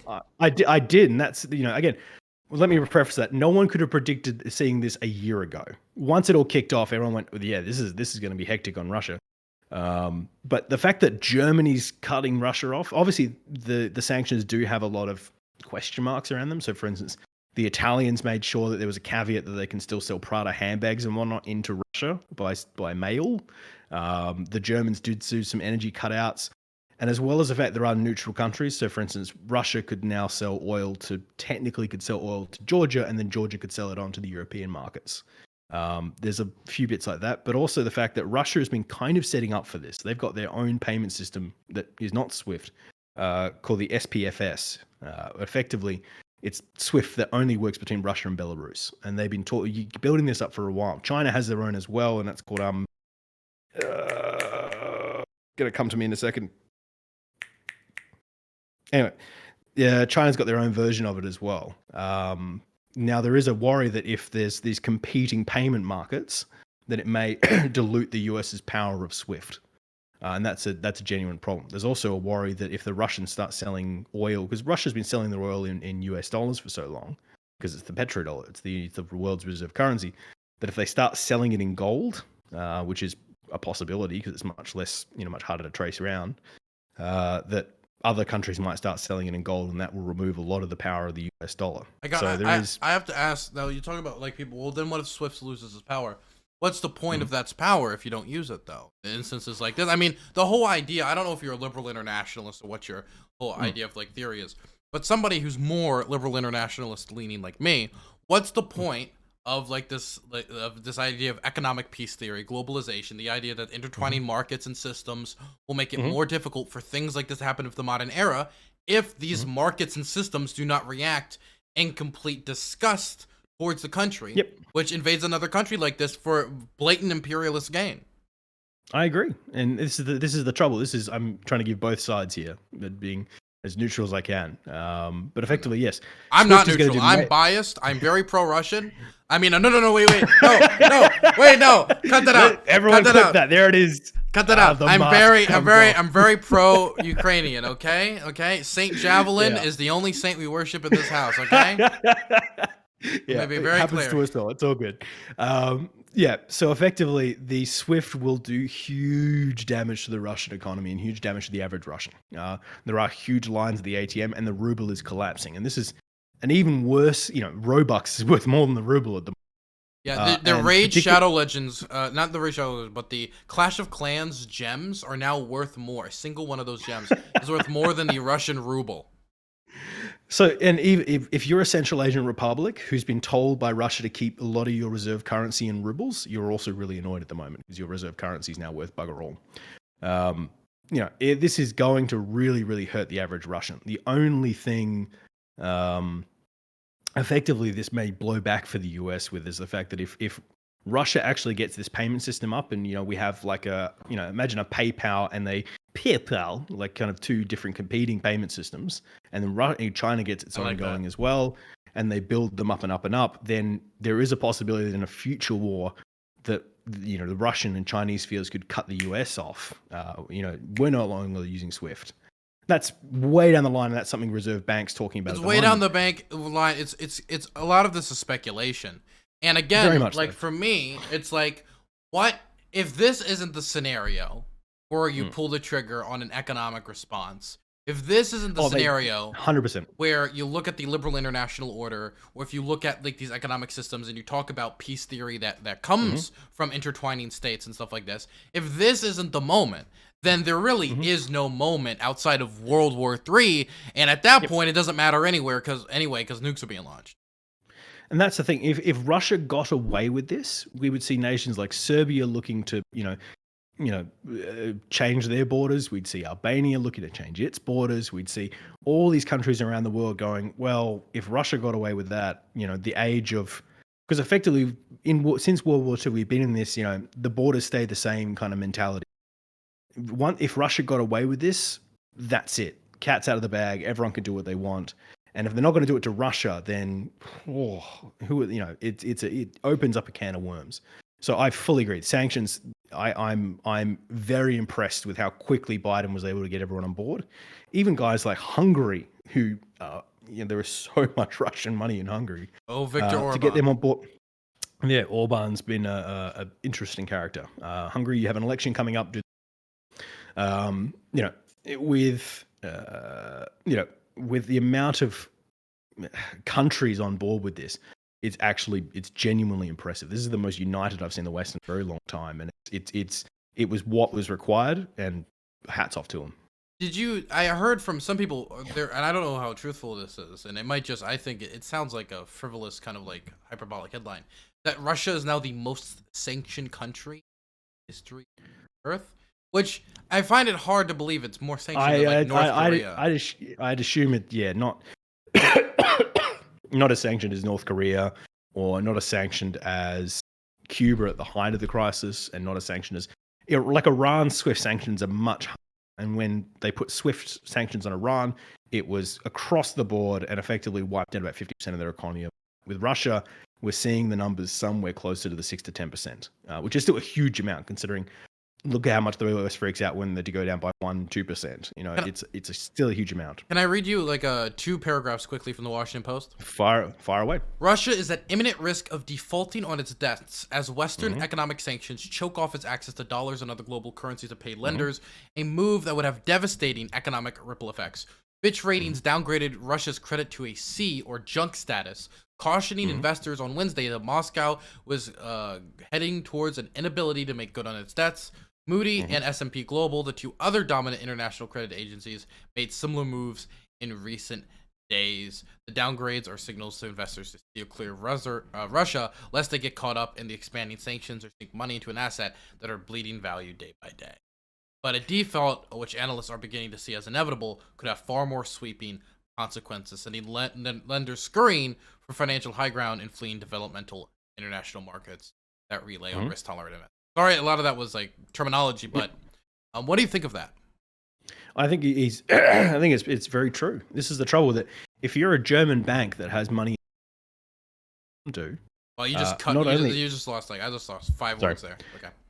So if you're a German bank who has money invested in Russia at the moment, you're very worried because let's say the repayments are, just for the sake of the argument, just to explain it, were $1,000 worth of rubles. Okay, fantastic. But even if it's still $1,000, you'll now have to pay 5 times as much rubles to pay that $1,000. So the Russians will not be able to pay that debt back for a very long time. So if they default and say, well, we're not paying any debts back, any of these banks that have investments in Russia, which is quite a lot of them, will effectively lose that money over. And that's terrifying for a lot of these banks.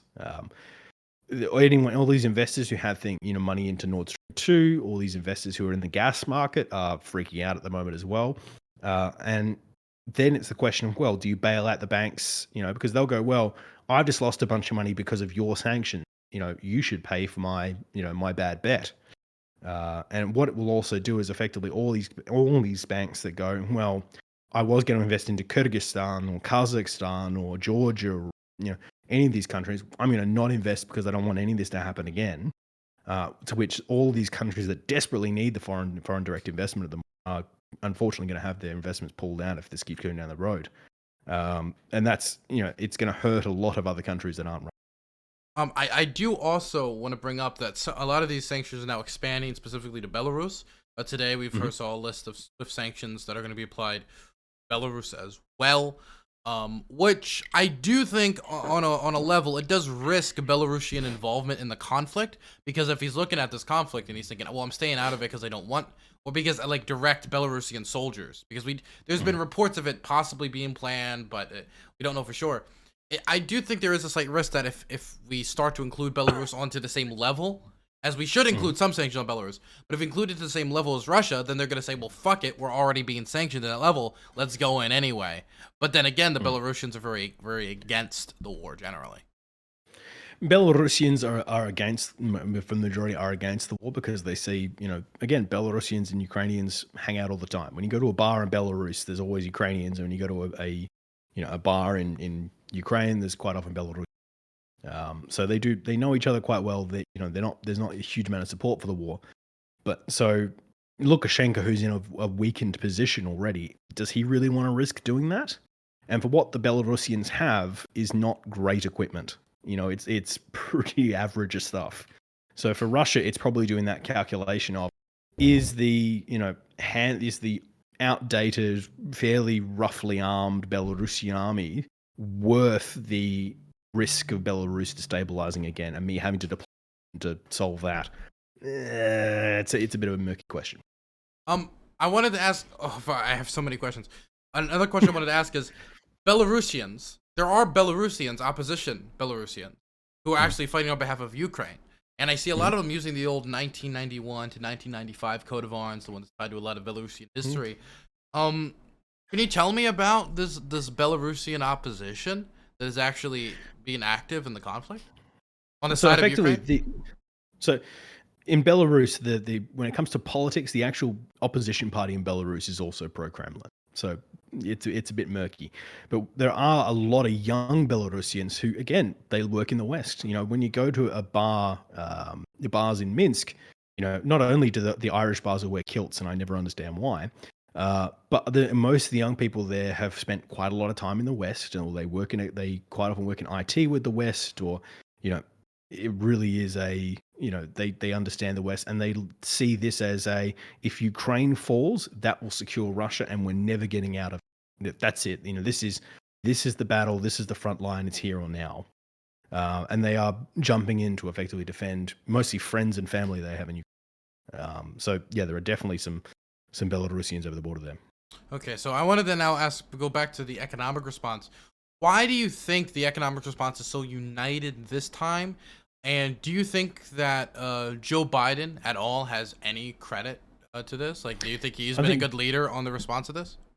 I think Joe Biden deserves a lot of credit for this. It's not a surprise that when Joe Biden took the presidency, or came to the presidency, that his first trips were out to NATO countries and calls to NATO saying, the US is back. We are a united country. We are the beacon of the West that we want to be. Please ignore the last 4 years and any voicemails that guy may have sent.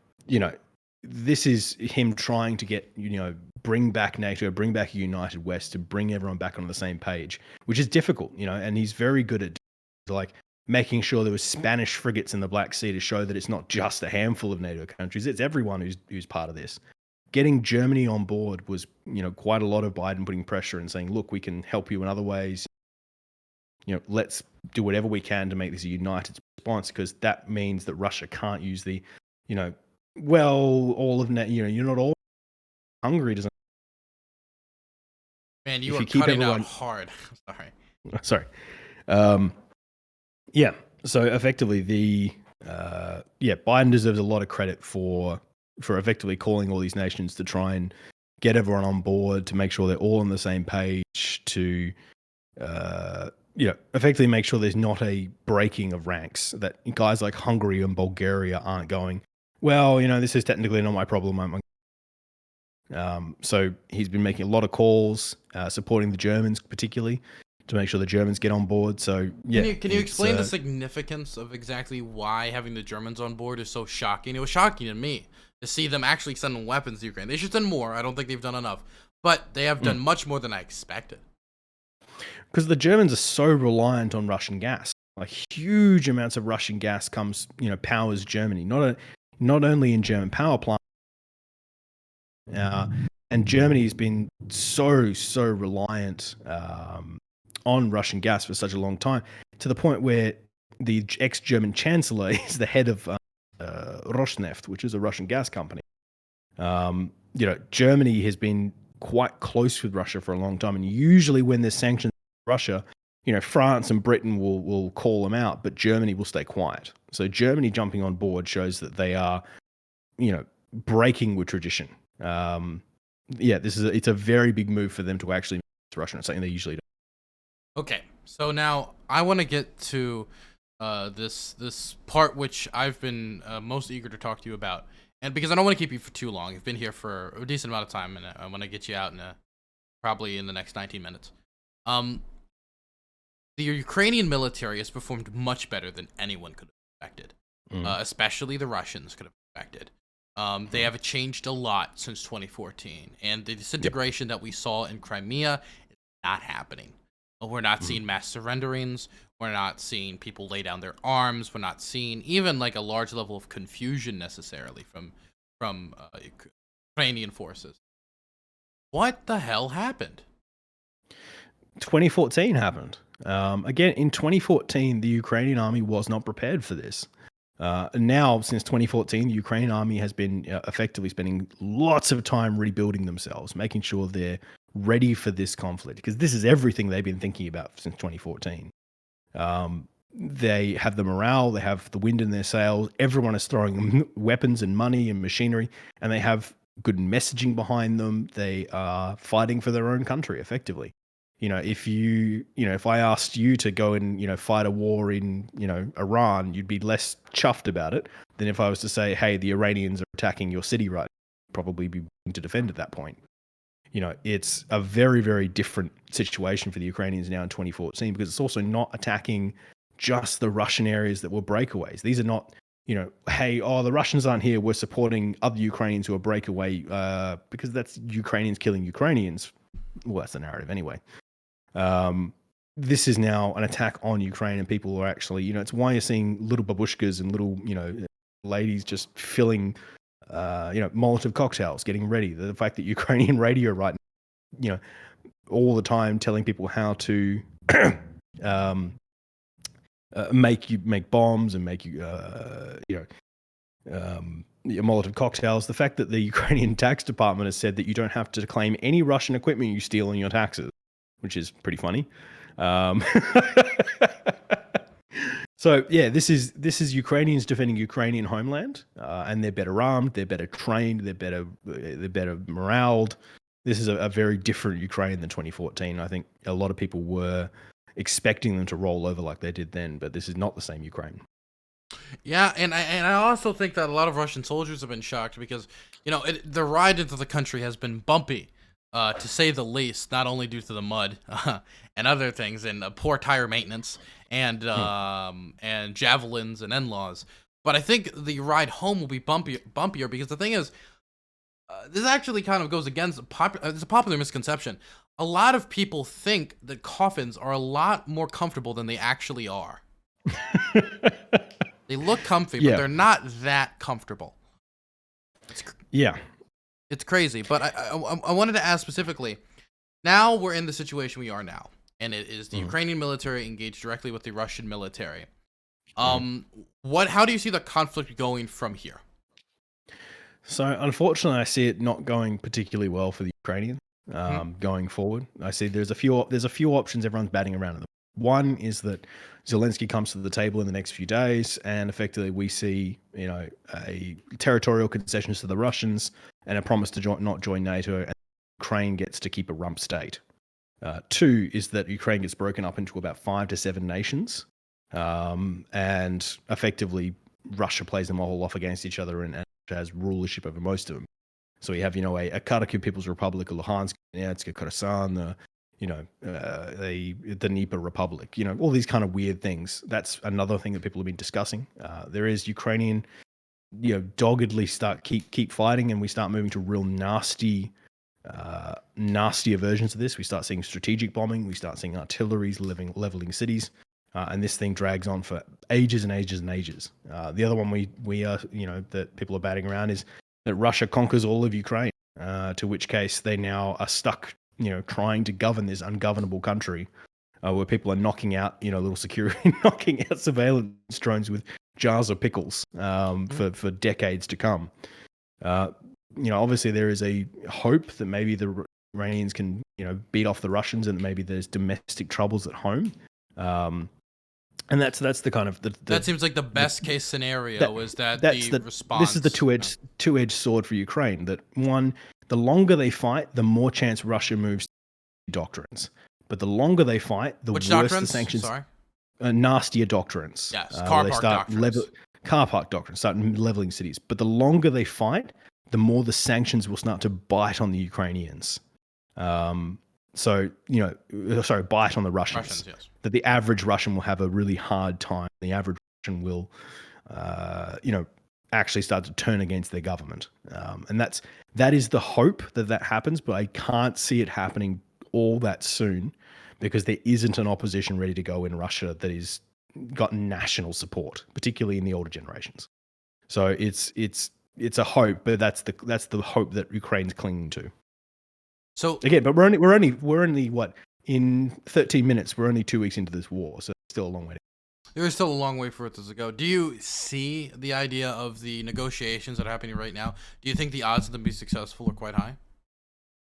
I think if there's concessions made, there will be. If Putin wants to get out of this, he's already not particularly chuffed about what's happened. So if he can get a way to, leave Ukraine and keep, have save face, that he gained some territory and won the war and beat his chest a bit, Putin would probably take that opportunity right now. But there seems like a lot of these demands are just demands that are untenable. I mean, the complete demilitarization of Ukraine. So they may not have to demilitarize. That's the thing. This is maybe one of the things that can give concessions on. They may ask for just territorial demands, and then that they can't join NATO.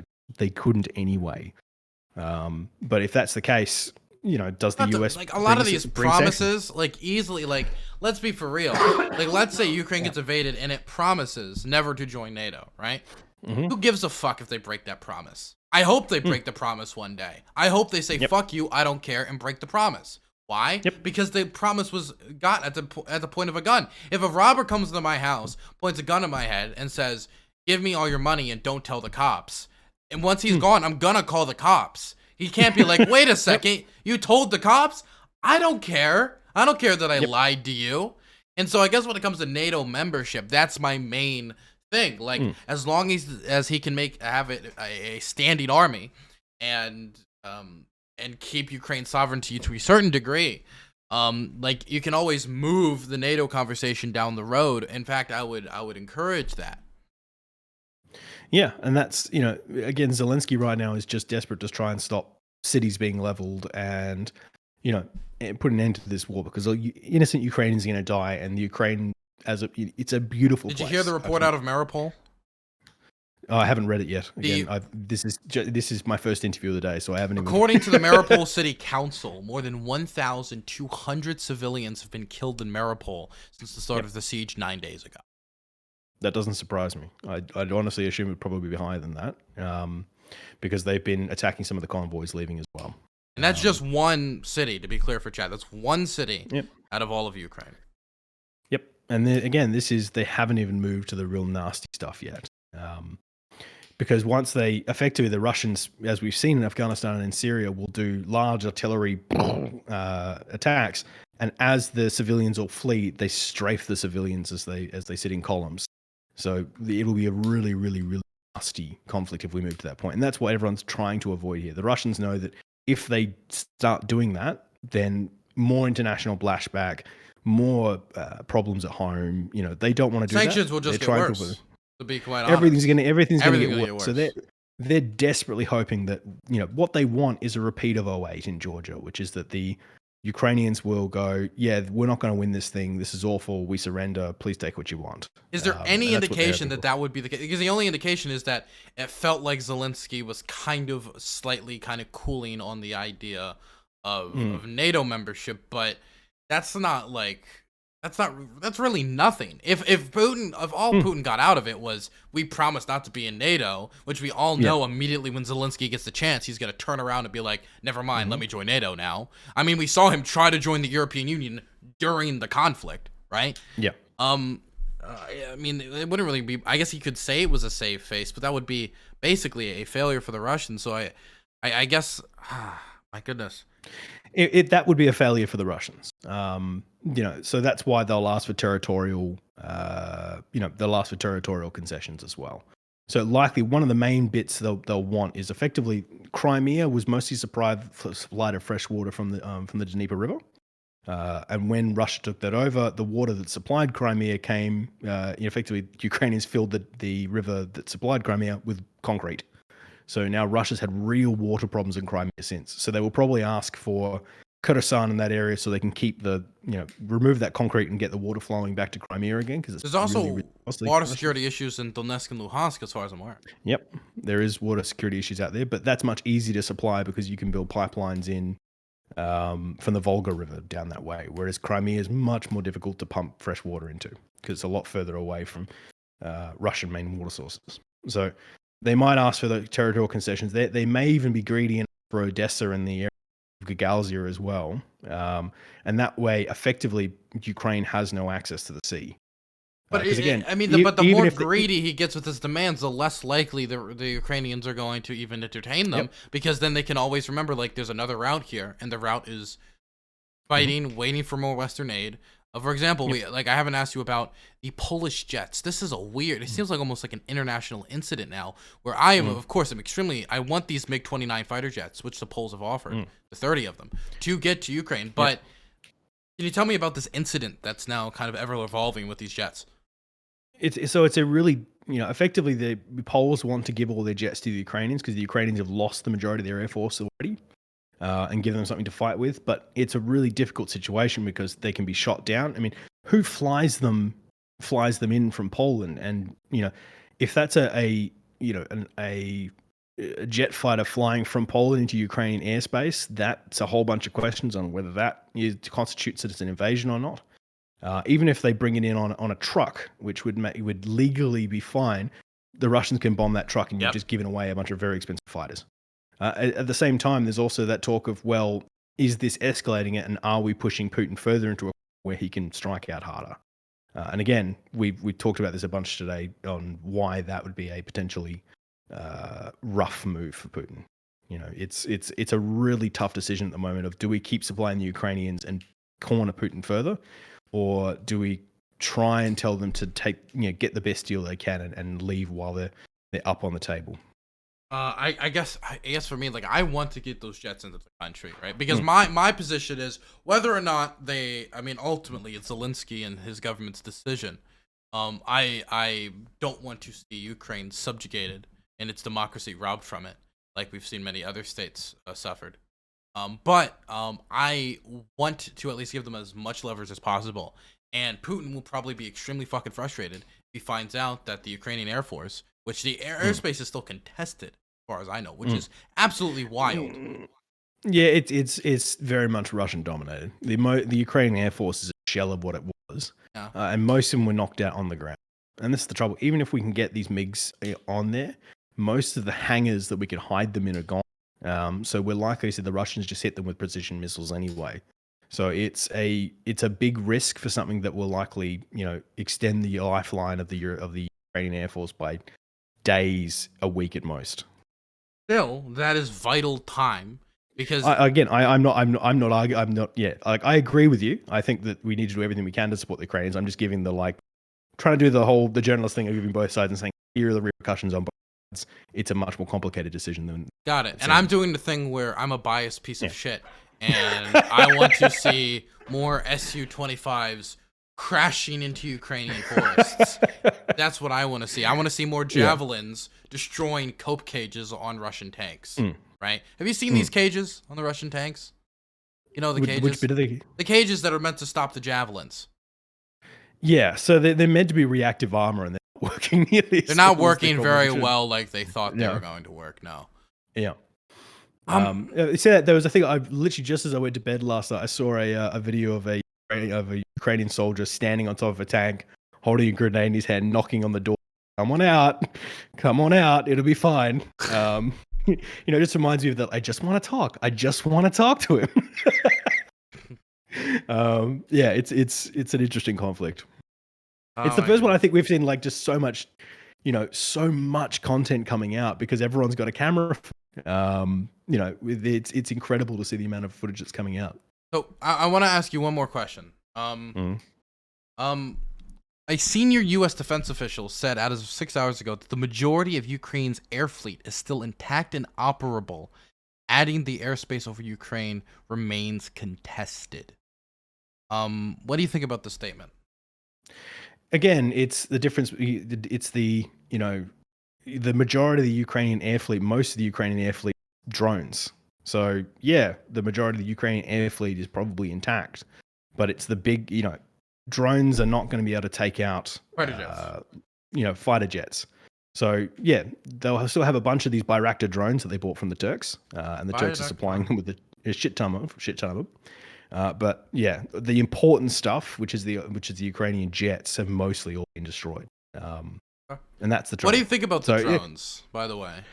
I think that the Bayraktar drones have proved themselves to be quite impressive, and this is a giant catalog for the Turkish defense industry. So already you see them effective in Libya, in Armenia, in Libya, in Libya, in Nagorno-Karabakh. They effectively in Nagorno-Karabakh they shifted the balance of power dramatically, and they really did smash Armenian defenses quite dramatically. So we're also seeing a lot of Central Asian republics start to buy them up. A lot of African countries are starting to buy them up. This is, the Turkish defense industry is loving this.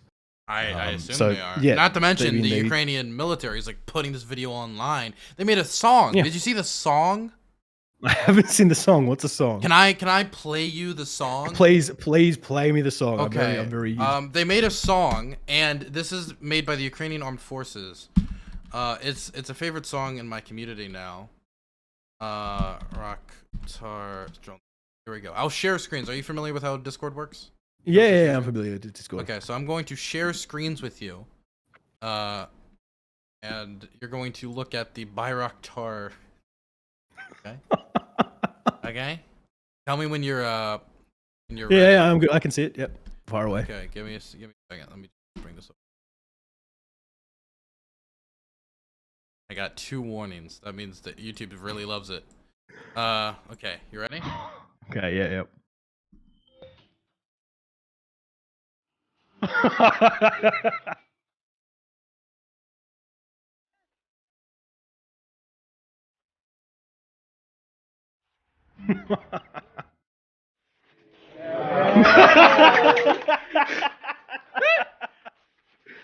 Oh, this shit slaps. I love it. Oh my god. Yeah, this is going into my sex playlist.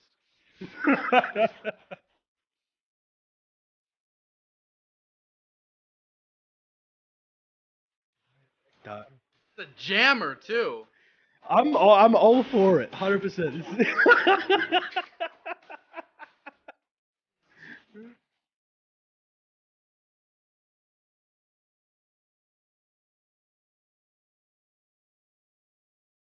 Bayraktar. Oh my goodness. And it goes on and on. It's a jammer. And honestly, the Bayraktar TB2 drone has shown itself to be extremely militarily effective. I would also say there is a little dark attitude. I gotta say, it is kind of dark that there's like a jammer song about drones like capping Russian soldiers. Welcome to 2022. Welcome to the modern era. So there's one I'm last. I'm surprised there's not like a dance remix yet. A hard bus. Like. It is a jammer.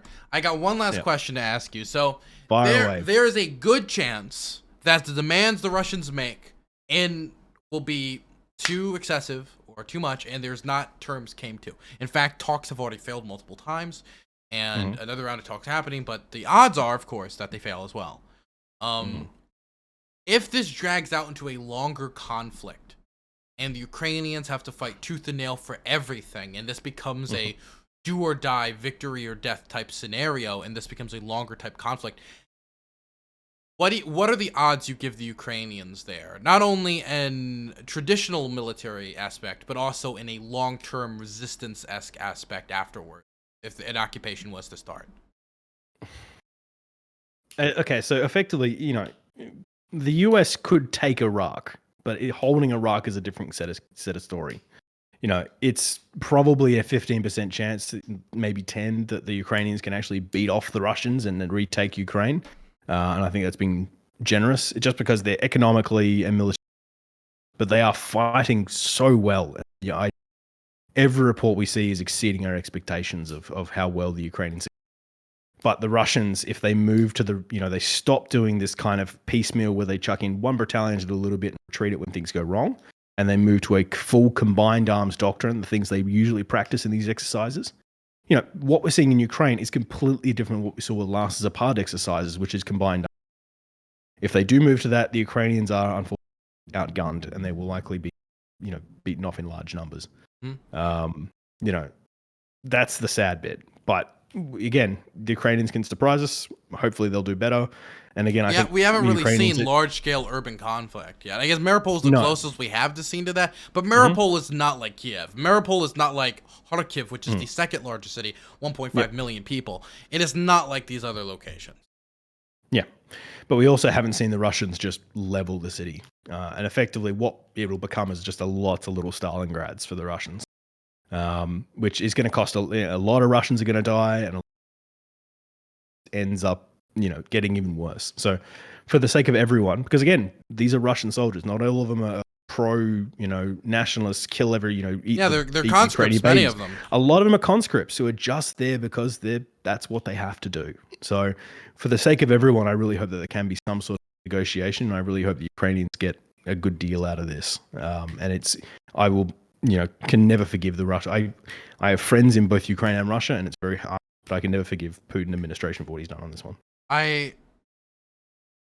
Man, there's so many things I still want to ask you, but I don't want to keep you here all day. There's one last thing I have to ask you because my chat will kill me if I don't. So I had a conversation with somebody, and they told me about biochemical weapons labs in Ukraine. I think you might know what I'm talking about. Yeah, I've heard the rumor. Now, yeah. I know that there's labs, but they say that they're biochemical weapons labs, and specifically, and I can't believe I'm actually wasting your time with this, that these biochemical weapons labs with the United States and Ukraine are developing DNA bioweapons that will specifically target Russian Slavic DNA. And this shows how the Ukrainian armed forces is going to do biochemical terror attacks against the Russian state with their DNA bombs. What do you think of this? I think that Ukrainians and Russians are, they marry all the time. How is it going to work? This is obviously given by someone who's never been to Moscow or never been to Kiev, because the moment you go to any bars in these areas, you see that there's so many of both nationalities in every bar. Russians and Ukrainians quite often marry, so a DNA that would be Russian, not Ukrainian, that would be almost impossible to pull off properly. I think it's probably Ukraine's never been terribly big on the bioweapons thing, but then again, tear gas is technically a bioweapon, and I'm sure that there might be some tear gas facility that will be blown out to, this is what it is now. So a DNA bomb, I would be very, very surprised if that was true. And are you telling me there's currently no evidence of the DNA Ukrainian bioweapon terror attack plans? Outside of Alex Jones, no. No, okay. By the way, here's your dance remix, by the way. I found it. Thank you. Because it's the first thing I was going to search for anyway.